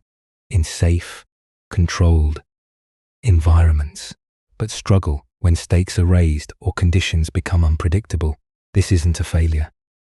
It's simply information about where your practice needs to deepen. Tonight, as you consider the various skills and competencies you've developed, can you distinguish between those that depend on perfect conditions and those that remain stable under pressure? Can you sense the difference between the confidence that comes from avoiding challenge and the confidence that comes from meeting challenge with presence? Buddha's wisdom reminds us, chaos is inherent in all compounded things. Strive on with diligence.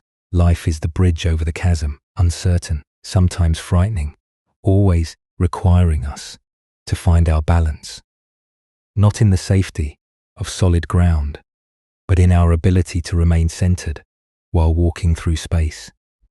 True mastery isn't about perfect aim. It's about maintaining our equilibrium, no matter where we find ourselves standing. Let us now turn to a tale about the courage to trust life's current.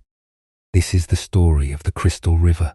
In the depths of a great crystal river where water flowed clear as mountain air, there lived an entire village of small creatures. The river's current moved above them like a gentle breath, carrying the wisdom of countless springs and distant seas. Young and old, rich and poor, all made their home along the sandy bottom, each creature grasping tightly to stones, branches and roots. For generations, clinging had been their way of survival. Every creature learned from birth to wrap their appendages around river rocks and fallen wood. Hold on, the elders would say. The current is dangerous. It will sweep you away to places unknown. Safety lies in staying exactly where you are. But one small creature grew weary of this endless grasping. Day after day, he watched the current flow overhead, seeing how it moved with such purpose and grace, while his neighbors complained about the effort required to maintain their grip. He found himself wondering what it might feel like to trust that flowing water. "I am tired of clinging," he announced one morning. "Though I cannot see where it leads, I trust that the current knows its destination. I shall let go and allow it to carry me where it will. For I fear that if I continue clinging, I shall die of boredom before I ever truly live." The other creatures gasped in horror. "Fool," they cried. "Let go, and that current will tumble you mercilessly across the rocks below. You will be battered and broken, dying far more quickly than any boredom could kill you." But the small creature had made his decision. Taking one last look at his neighbors, he released his grip on the familiar stone. Immediately, the current seized him, and just as the others had predicted, he was tumbled and tossed across the rocky bottom. His small body struck stone after stone, each impact bringing pain he had never experienced while safely clinging. Yet something remarkable began to happen. As the creature continued to surrender to the current's power, refusing to grab for new anchors despite his pain, the water gradually lifted him higher from the dangerous bottom. The tumbling ceased. The rocks could no longer reach him. Now, he flowed with the current itself, no longer fighting its direction, but becoming one with its movement. As he traveled downstream, creatures in distant parts witnessed something they had never seen. Here was one of their own kind. Yet he appeared to be flying through the water, moving with the elegant power of the current itself. "See a miracle," they called out. "A creature like ourselves, yet he soars us. Surely he is the Messiah, come to save us all." The flowing creature heard their cries and felt compassion for their misunderstanding. "I am no more Messiah than any of you," he called back. "The river delights in lifting us all free. If only we dare to let go. Our true work is not clinging to the bottom, but embracing this voyage, this grand adventure of trust and flow. But the creatures only cried louder, "Savior, Savior." Even as they spoke, they tightened their grips on rocks and roots. They watched until he disappeared around a bend, then began weaving legends about the miraculous Savior who had briefly graced their village. Buddha's wisdom reminds us, you only lose what you cling to. This ancient teaching illuminates the profound paradox at the heart of human experience. We spend our lives grasping for security and control, believing that our safety depends on holding tight to familiar circumstances. Yet, in this very grasping, we create the suffering we seek to avoid. Why do we cling so desperately when the current offers to carry us toward unknown adventures? Zen Buddhism reveals that from early childhood we learn the known is safe and the unknown dangerous. This conditioning becomes a spiritual obstacle when it prevents growth beyond familiar limitations. We also suffer from the illusion of control, believing that by grasping circumstances, relationships, and identities, we can stop the natural flow of change. This creates enormous tension because it puts us in opposition to reality itself. Life is constant movement, and when we resist this truth, we exhaust ourselves fighting currents far more powerful than our individual will. Consider the areas of your life where you find yourself clinging. Perhaps it's a relationship that has outgrown its original form, a career that no longer brings joy, or an image of yourself that now constrains your growth. The current of change will flow whether we resist it or not. Our choice is whether to exhaust ourselves in futile opposition or discover the grace available in conscious surrender. The Buddha said, "Nothing is permanent except change." Water doesn't fight the mountainside. It finds the natural pathway down. When we learn to move with life's current, rather than against it, we discover effortless effectiveness that rigid resistance can never achieve. Tonight, as you rest in this moment's stillness, what might you be ready to release? Perhaps it's a worry about tomorrow's challenges, a resentment from yesterday's disappointments, or a way of defining yourself that has grown too small. Can you feel into the current of this moment's aliveness and trust its direction? As the Buddha taught, let go of what has passed. Let go of what may come. Let go of what is happening now. Relax right now and rest.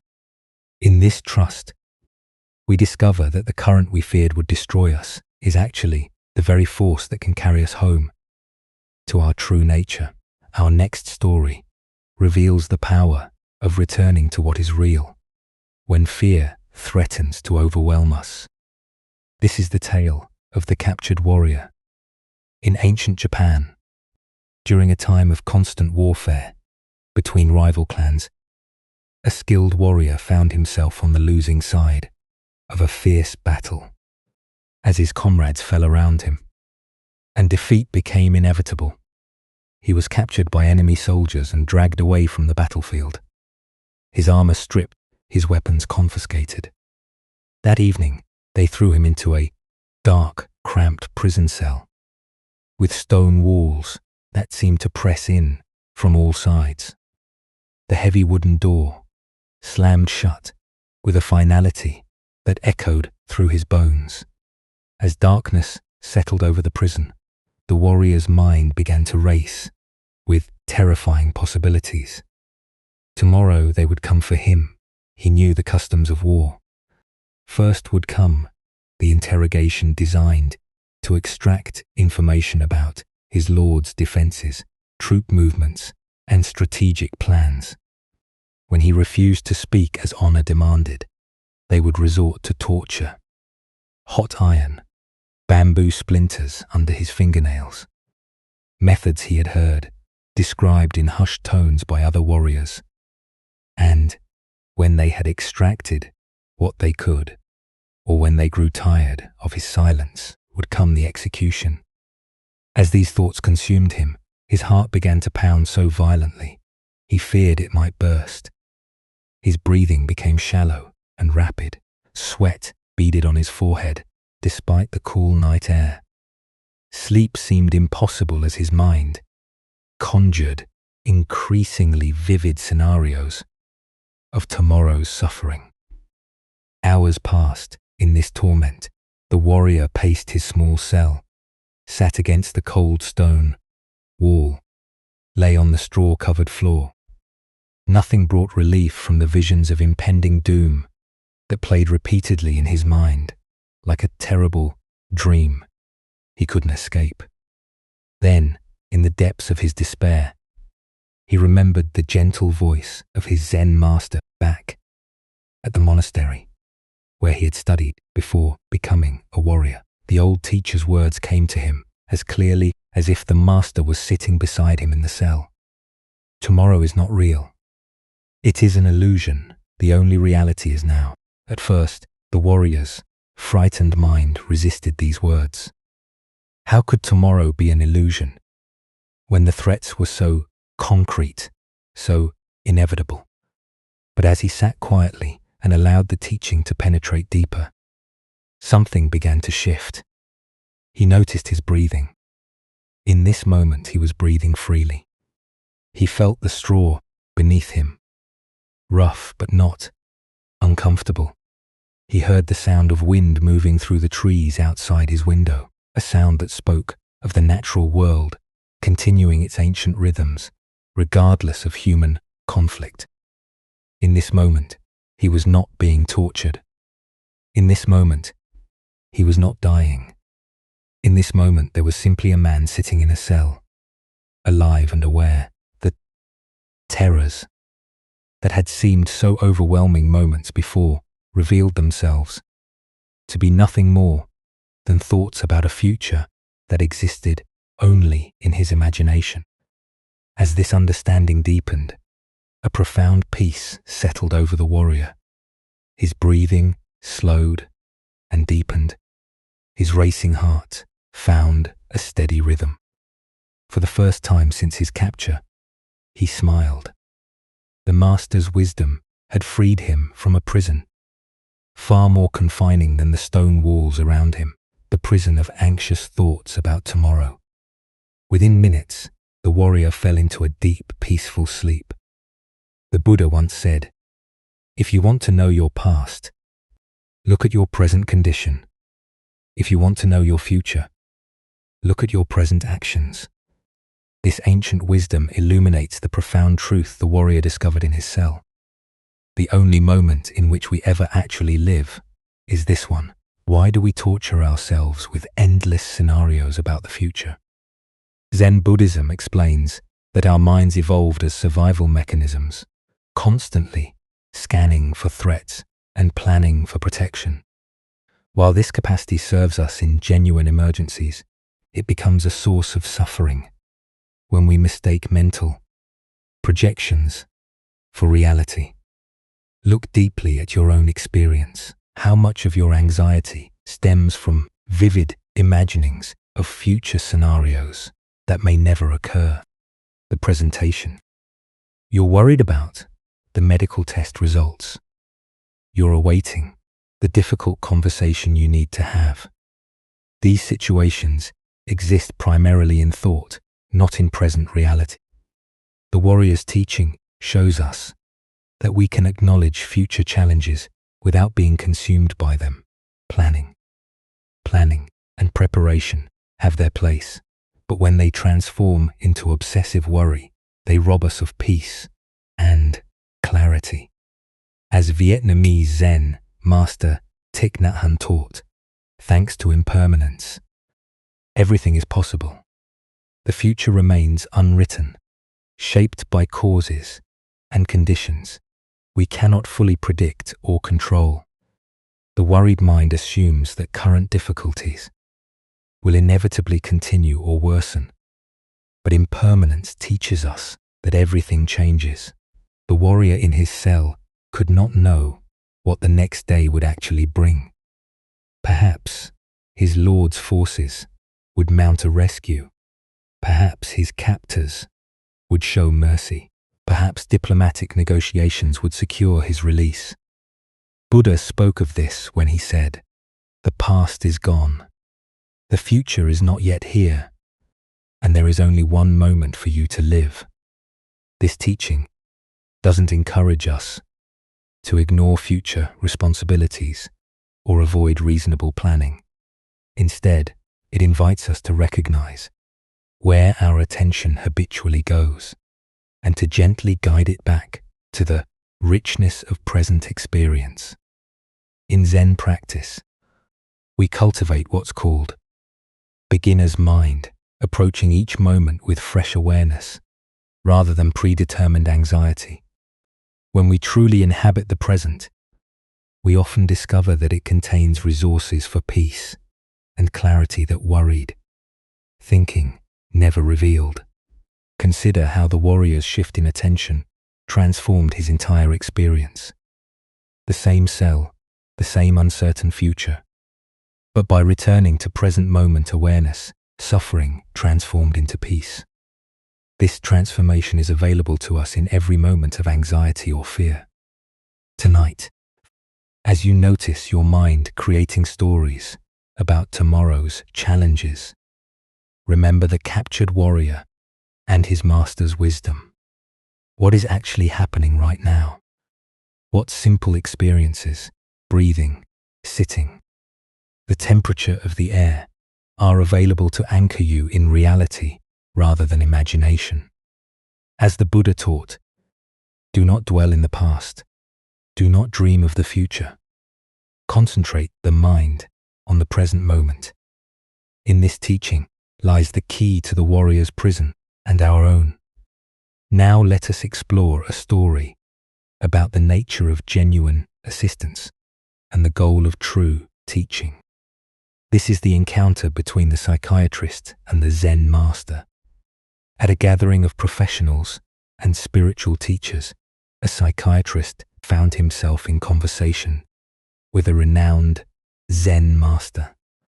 The psychiatrist had built his career on helping people work through their psychological difficulties, analyzing their problems, and providing therapeutic interventions designed to improve their mental health and emotional well-being. Curious about how different approaches to helping might compare, the psychiatrist decided to ask the master a direct question that had been on his mind throughout their conversation. I've spent years learning various techniques for helping people with their emotional and psychological struggles. The psychiatrist said, "I'm curious about your approach. Exactly. How do you help people?" The master listened to the question with the same calm attention he brought to everything, considering not just the words, but the assumptions underlying them. After a moment of thoughtful silence, he offered a response that was both simple and profound. "I get them to a place where they can't ask any more questions," the master replied. The psychiatrist paused, uncertain whether this was meant as a serious answer, or perhaps some kind of Zen riddle. "I'm not sure." "I understand," he said. "Surely, questioning is important in any process of growth and understanding." The master smiled gently. Questions arise from the mind that believes it lacks something. When someone reaches the place where questions naturally cease, they have found what they were truly seeking all along. Buddhist wisdom tells us, doubt everything, find your own light. Yet this ancient teaching reveals a paradox. True finding comes not through endless questioning, but through arriving at a completeness where questions become unnecessary. Why do we assume that helping people means providing answers to their questions, when the deepest healing might involve dissolving the questioner itself? Zen Buddhism points to the possibility that many of our problems exist only because we continue to ask the questions that create and maintain them. The psychiatrist's approach, like that of most helping professions, focuses on analyzing problems, understanding their origins, and developing strategies for managing or resolving them. This method has value and can provide genuine relief for many forms of suffering. But the master's approach suggests something more radical, helping people transcend the very framework that generates their problems. Consider the endless questions that occupy your own mind. How can I be happier? Why do I keep making the same mistakes? What should I do with my life?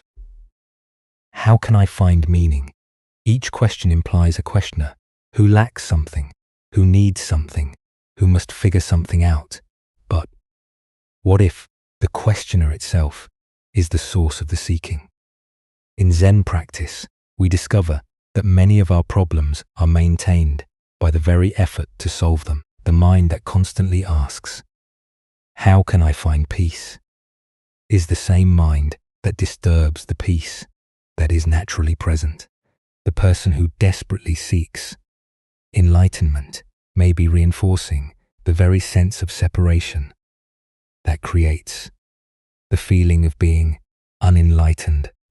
The master's method of getting people where they can't ask any more questions isn't about suppressing inquiry or promoting ignorance. Rather, it's about guiding people to a direct experience of completeness where questions naturally dissolve because there's nothing more to seek. Zen Master Bankai taught, the unborn Buddha mind can handle anything that comes up. When someone truly realizes their fundamental completeness, questions about how to be complete simply cease to arise. Problems don't need to be solved. They're recognized as temporary appearances in the vast space of awareness. This doesn't mean practical questions disappear entirely. What should I have for lunch? Or which route should I take to work? Are functional questions that serve practical purposes. The questions that cease are the existential ones that arise from a fundamental sense of lack or incompleteness. The Buddha said, "There is nothing to do, nothing to gain, nothing to lose." This teaching points to the same understanding the Master was indicating. True help comes not from giving people more to do or figure out, but from helping them realize they are already what they seek. Look deeply at your own relationship with questions and seeking. How much of your mental energy goes toward trying to solve the problem of your life rather than living it? What would remain if you stopped asking the questions that assume something is fundamentally wrong or missing? The psychiatrist helps by analyzing and providing tools. The master helps by pointing to what needs no analysis or improvement. Both approaches can serve, but the master's method aims for the root rather than the branches, dissolving the seeker rather than satisfying the seeking. Tonight, as you notice the questions that typically occupy your mind, can you sense what lies beneath them? Can you find the space of awareness that exists prior to all questions? The completeness that needs no answers because it lacks nothing. As the Buddha observed, peace comes from within. Do not seek it without. The deepest help we can receive or offer others is the recognition that what we seek has never been absent. Questions cease, not because they've been answered, but because the one who was asking them discovers there was never actually anything to ask about. Now let us explore a Zen story about the irreplaceable nature of direct spiritual transmission. This is the tale of Bank and the messenger. In the bustling capital city where merchants haggled in crowded marketplaces and scholars debated in tea houses, the renowned Zen Master Bank had completed another period of teaching at one of the great temples. known throughout the region for his profound insight and ability to point students directly toward their Buddha nature. Bankai maintained a simple practice of traveling between temples, offering instruction wherever sincere students gathered. As the master prepared to depart for his next destination, carefully folding his few possessions into a traveling bundle, a well-dressed gentleman approached him with urgent politeness. The man's fine silk robes and careful manner suggested someone accustomed to moving in aristocratic circles, likely a retainer or aide to one of the noble families that supported the temple. "Venerable master," the gentleman said, bowing deeply, "I come with a request from the Baron, a man of great learning and sincere interest in your teachings. He has heard of your wisdom and wishes desperately to meet with you personally, but urgent matters have detained him today. Would you consider postponing your departure by one day, so that he might have the honor of studying with you tomorrow?"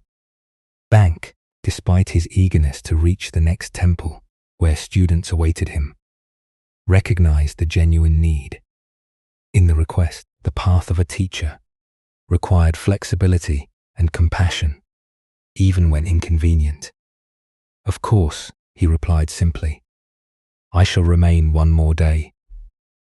The master unpacked his bundle and settled back into the temple quarters, spending the evening in quiet meditation and preparation for what he anticipated would be a meaningful encounter with a sincere seeker. He had met many nobles over the years who approached Zen with genuine humility, despite their worldly status, and he looked forward to offering whatever guidance might be helpful. The next morning arrived with clear skies and the sound of temple bells calling the community to meditation. Bank waited in his designated meeting room as the appointed time approached, but instead of the Baron himself, the same well-dressed gentleman appeared again, this time with obvious embarrassment written across his features. "Master," the man began, his voice heavy with apology, "I bring regrettable news. The Baron was called away on urgent business that could not be delayed, matters of state that demanded his immediate attention. However, he has not forgotten his desire for your teaching. He has asked me to serve as his representative to receive your instruction on his behalf and carry your wisdom back to him faithfully." The gentleman paused, clearly hoping this arrangement would prove acceptable. The Baron's specific question concerns the nature of mind itself. He wishes to understand what is the true nature of consciousness and how can one realize it directly. If you would share your teaching on this matter, I promise to convey every word exactly as you speak it.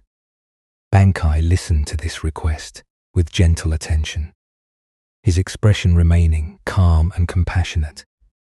When the gentleman finished speaking, the master sat quietly for a moment, as if considering not just the question, but the entire situation, the absent seeker, the well-intentioned messenger, and the profound impossibility of what was being asked.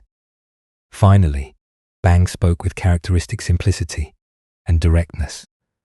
"This matter of Zen is difficult to convey even through direct question.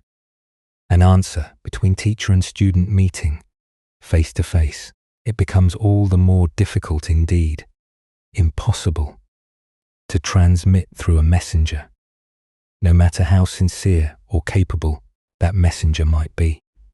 Having delivered this response, the master said nothing more. He simply sat in silence, embodying the very teaching he had just articulated.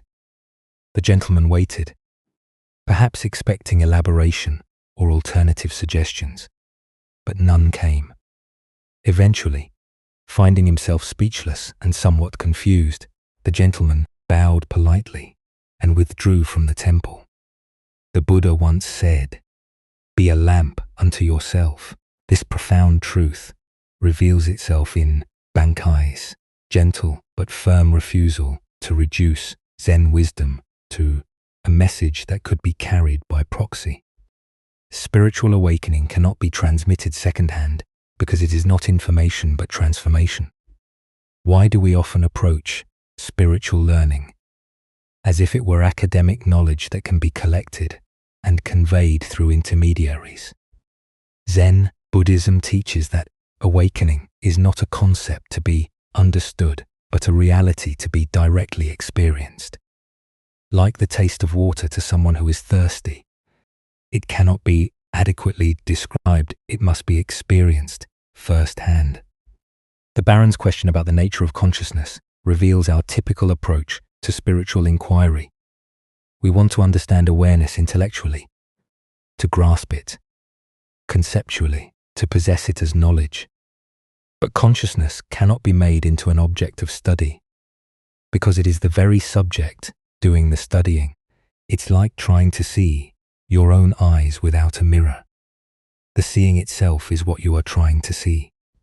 Consider how often throughout your day you might approach spiritual wisdom as information to be collected rather than truth to be embodied.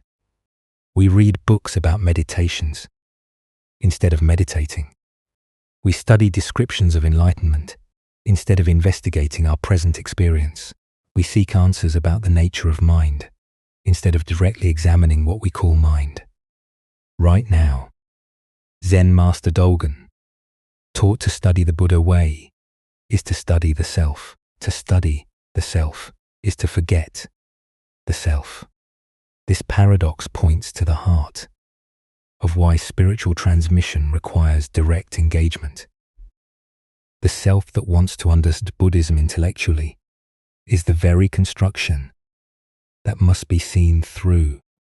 This seeing through happens not through accumulating knowledge, but through intimate investigation of immediate experience. The messenger in the story represents our own tendency to approach awakening indirectly. We want to understand consciousness from a safe distance, maintaining the illusion that we are separate observers studying an object called awareness. But awareness is what we are not, what we have. It cannot be possessed, understood or transmitted because we are expressions of it. Bank's silence, after his brief explanation, was itself a teaching. In Zen, silence often conveys what words cannot: the gaps between thoughts, the space between breaths, the awareness in which all experiences arise. These cannot be captured in language, but can be directly recognized when we stop trying to grasp them conceptually. This doesn't mean spiritual teaching is impossible, or that teachers serve no purpose. Rather, it means that authentic teaching points students toward their own direct experience, rather than providing second-hand descriptions of someone else's realization. The teacher's role is not to deliver enlightenment, but to create conditions where students might recognize what they already are. Tonight, as you experience the simple fact of being conscious, aware of these words, aware of your body, aware of the space in which thoughts and sensations appear, can you investigate this awareness directly rather than through concepts? Can you be present to your experience rather than trying to understand it through someone else's descriptions? As the Buddha taught, work out your own salvation with diligence. The path to freedom cannot be walked by proxy. It requires your own feet, your own breath, your own willingness to look directly at what you have always been, but perhaps never clearly seen. Let us now turn to a story about the deceptive nature of appearances and the masks we wear in seeking acceptance. This is the tale of the hungry abbot and the generous robe in a bustling merchant quarter of an ancient Chinese city where silk traders and wealthy families built elaborate houses behind high walls. There lived a man whose prosperity was known throughout the region.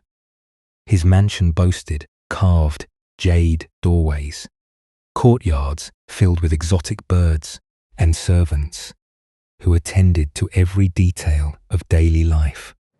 This man took great pride in his position and was particular about maintaining his reputation among other prominent citizens.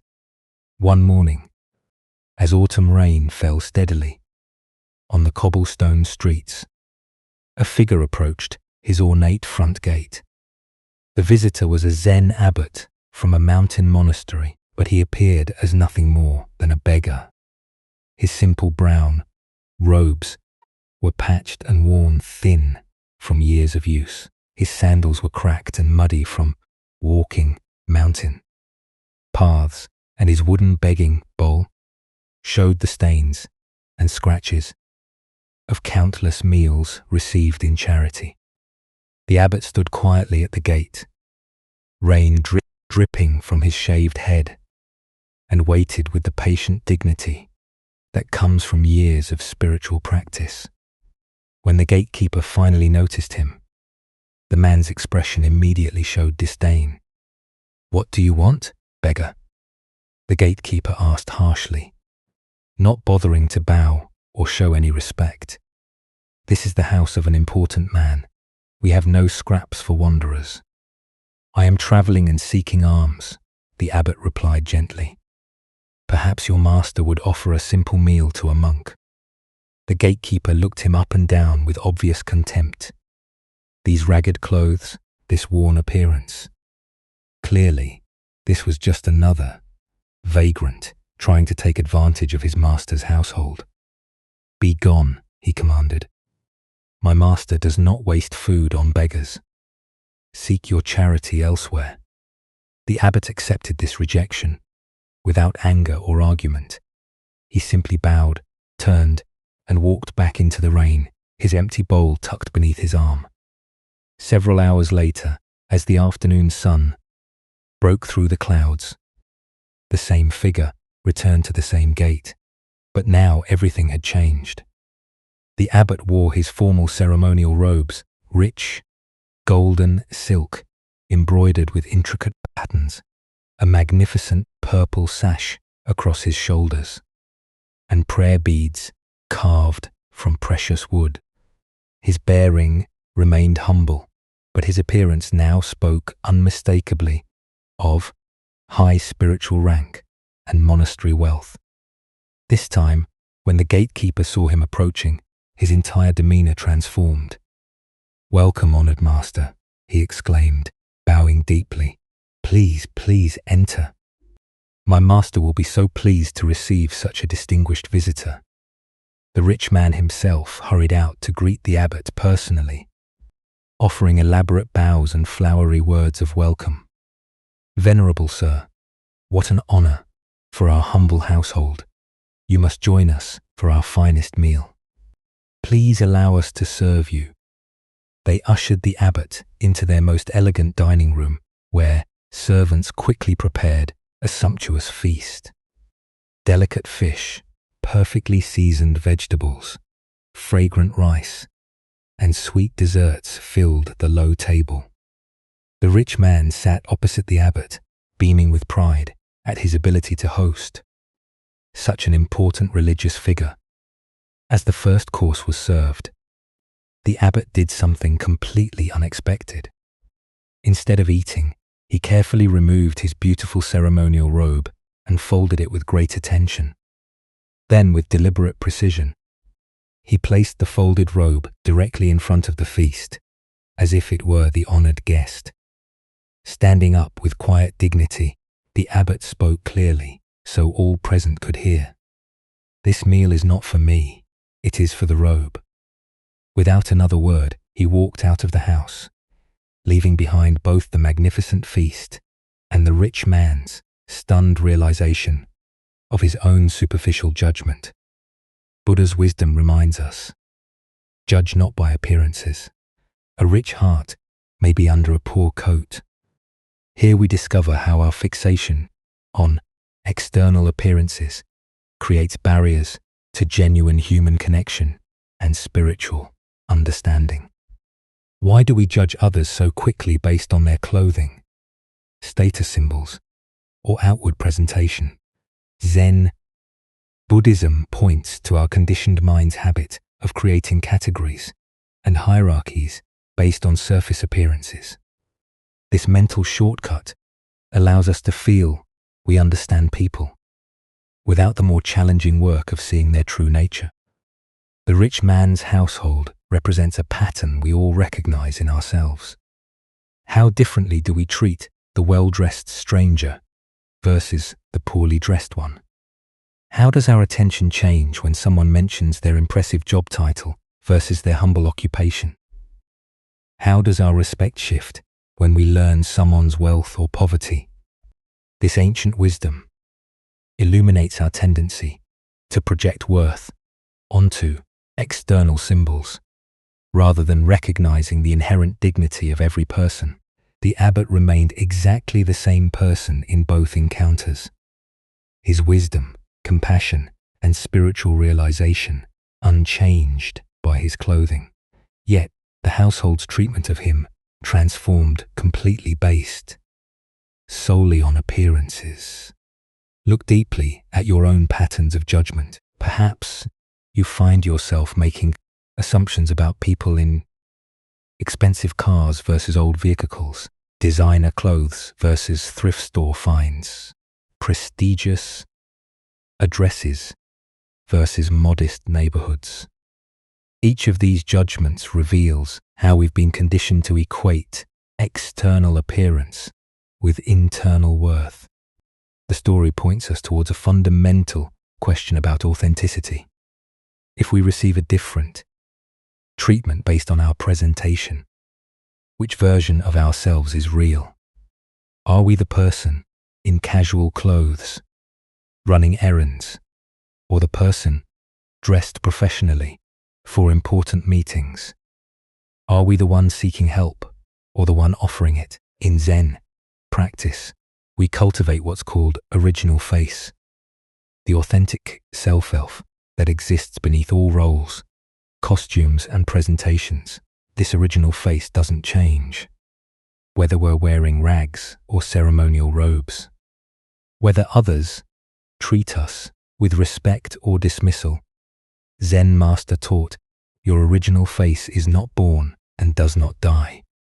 This teaching invites us to recognize that our essential nature, our capacity for awareness, love, and wisdom remains constant, regardless of how others perceive us or how we present ourselves to the world. The abbot's teaching was not just for the rich man, but for all of us who might witness his story. By feeding the robe instead of himself, he revealed how often we relate to people's personas rather than their essence. We honor the title, the clothing, the symbols of status, while missing the actual human being present before us. Consider how this insight might transform your daily interactions. The server at your restaurant, the clerk at the store, the person asking for directions. Each carries the same essential dignity as the most honored guest. The challenge is seeing past the uniforms, the circumstances, the social roles to the original face beneath. This doesn't mean we ignore practical realities or social conventions, but that we hold them more lightly. We can acknowledge someone's professional role while remembering their fundamental humanity. We can dress appropriately for occasions while knowing our worth doesn't depend on our wardrobe. Tonight, as you consider the various roles and presentations you inhabit throughout the day, can you sense the unchanging awareness that witnesses all these temporary costumes? Can you feel the original face that remains constant, whether others see you as important or invisible? The Buddha said, better than 1,000 hollow words is one word that brings peace. The abbot's silent gesture spoke more powerfully than lengthy sermons about equality and compassion. By walking away from the feast prepared for his appearance, rather than his essence. He offered a teaching that continues to resonate across centuries. Let us continue on our journey with a story about discovering the source of true freedom. This is the tale of the student and the master's heart. In a peaceful monastery garden where cherry blossoms drifted like snow, a young student approached his teacher. During evening meditation, the master sat beneath an ancient maple tree, twilight painting the sky in soft purples and golds. This student had been practicing earnestly for years, yet lately, questions had been arising that reached deeper than formal instruction. Taking a seat beside his teacher, the student gathered courage to voice what had been troubling him. "Master," he began quietly, "when I was young, I had a deep desire for my family and loved ones to be proud of me. I wanted to excel in studies, to accomplish things that would make them beam with joy. Were you ever the same way?" The master turned his gentle gaze toward the student, seeing in the young man's eyes the same earnest longing that had once driven his own seeking. After contemplative silence, he replied simply, "Yes, I was very much the same." The student felt relief at this admission. "Why did you desire their pride so intensely?" he asked. "What was driving that need for approval?" The master smiled with tender recognition. "I wanted them to feel they had more reason to love and accept me," he said thoughtfully. "If I could make them proud, surely their love would be secure and abundant. But the reason I desired, this went even deeper." The student leaned closer, sensing they were approaching something essential. "I sought their love so desperately," the master continued, "because I in turn would feel I had sufficient reason to love and accept myself. I was seeking permission from others to feel good about who I was. Their approval would be evidence of my worthiness, even to myself. That was what lay at the root of all my striving." The master paused, watching the first stars appear. "But then, one day, I awakened to a revolutionary possibility. I realized I could ask myself a different question. What if I could bypass all external validation and simply learn to love and accept myself unconditionally? What if I didn't require anyone else's approval to feel genuinely good about my existence?" The student felt something shift in his chest as these words settled. "I imagined what it would be like if my happiness no longer depended on outer circumstances, on whether people approved or disapproved of my choices. What if my sense of worth could be as constant as my own heartbeat, independent of any external validation?" The student could feel his teacher's words, pointing toward a freedom he had never considered. "And that realization began your quest for self-realization?" "Exactly." The master nodded. "That was when my true spiritual journey began. Not with seeking something outside myself, but with discovering what was already complete within."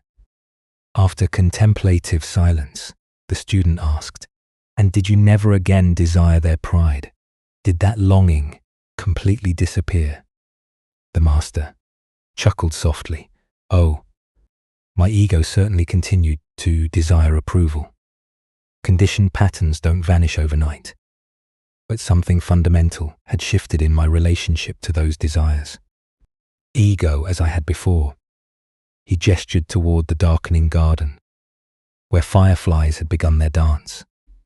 "I learned to see those approval-seeking thoughts as passing phenomena like these fireflies, appearing and disappearing. I could observe them with interest and compassion, but I no longer gave them power to determine my worth." "So, you still cared what others thought?" the student asked. "I respected their opinions and honored their perspectives. The master replied, "But I no longer gave them so much weight. Their approval became like weather, sometimes pleasant, sometimes not, but no longer the determining factor in whether I felt at peace with myself." The master's face radiated quiet joy, and never had I felt so free as when I finally released myself. In this way, it was like discovering I had been carrying invisible chains for decades, and suddenly they fell away. The love I had been seeking outside was revealed to have been within me all along. Buddha's wisdom reminds us, if you truly loved yourself, you would never hurt yourself with destructive thoughts, actions, or choices. This teaching points to the heart of the master's discovery. Most suffering stems from the mistaken belief that we must earn the right to love ourselves through external achievements or approval.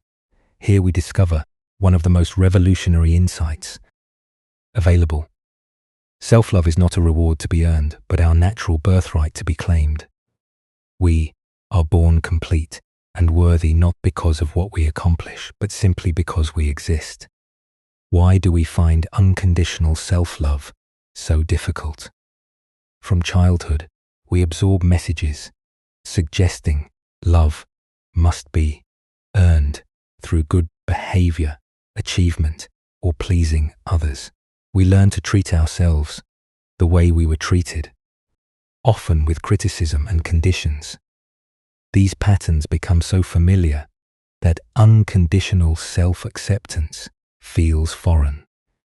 Our culture intensifies this conditioning by promoting the myth that happiness comes from external sources. Each message reinforces the delusion that we are incomplete as we are. Consider how much mental energy goes toward managing others' opinions. How often do you modify authentic expression to gain approval? How much self-worth depends on external feedback rather than internal recognition of inherent value? When we love ourselves unconditionally, we create a foundation of fulfillment that allows us to enjoy others' affection without depending on it. We can receive compliments with gratitude rather than desperate hunger, and handle criticism without devastation, because our core worth remains untouched. The Buddha said, "You can search throughout the entire universe for someone more deserving of your love and affection than you are yourself, and that person is not to be found anywhere. You yourself deserve your love and affection." This isn't narcissism. It's recognition of fundamental truth about consciousness itself. Tonight, as you rest in this moment's quiet, can you sense the presence that is reading these words, this awareness that knows your thoughts and witnesses your experiences, is not improved or diminished by anything that happens. It remains constant and clear, like space itself. What would it be like to treat this aware presence with the tenderness it deserves? Perhaps you could offer yourself the same patience you'd give a beloved child learning, or the same compassion you'd feel for a friend in difficulties. As the Buddha taught, by hatred, by non-hatred alone is hatred appeased. Self-criticism is never healed by more self-criticism. Only by learning to love ourselves exactly as we are do we create inner conditions for authentic transformation. In discovering this unconditional love within, we find the freedom we sought through others. Approval was always here, beating steadily in our own hearts. Tonight, as we draw this peaceful exploration to its natural end, can you notice how the tranquility you discovered isn't something you've gained from outside yourself, but rather something you've simply remembered was always there? Can you feel that the deep calm you've encountered this evening doesn't belong to these tales alone, but rests quietly within your own being? patiently waiting for moments like these to reveal itself. The Buddha reminded us that health is the greatest gift, contentment the greatest wealth, faithfulness the greatest relationship. In light of this wisdom, consider how the contentment you seek isn't found in accumulating experiences or achievements, but emerges naturally when you rest in the fullness of this present moment. Each story we've shared tonight has whispered the same essential truth. That struggle dissolves when we stop fighting what is. That genuine freedom comes not from controlling circumstances, but from releasing our need to control them. And that lasting contentment blooms when we see through the illusions that keep us restless. Even when thoughts arise, even when the mind wants to analyze or plan, the understanding you've cultivated tonight has already taken root in your consciousness, becoming a quiet source of strength you can return to whenever life feels overwhelming. Notice, as you settle into rest, that these timeless insights haven't pointed you towards some distant destination, but have gently guided you home to the richness of simply being here now. In this settling moment, allow yourself to recognize how your perspective has softened, how naturally your body releases tension, and how effortlessly your mind finds its center, clear and undisturbed. These teachings remind us that profound understanding isn't locked away in ancient monasteries or hidden in complex philosophies. It lives in the beautiful ordinariness of conscious presence, in the breath you're breathing right now, in the awareness that notices these words, in the peace that needs no special conditions to exist.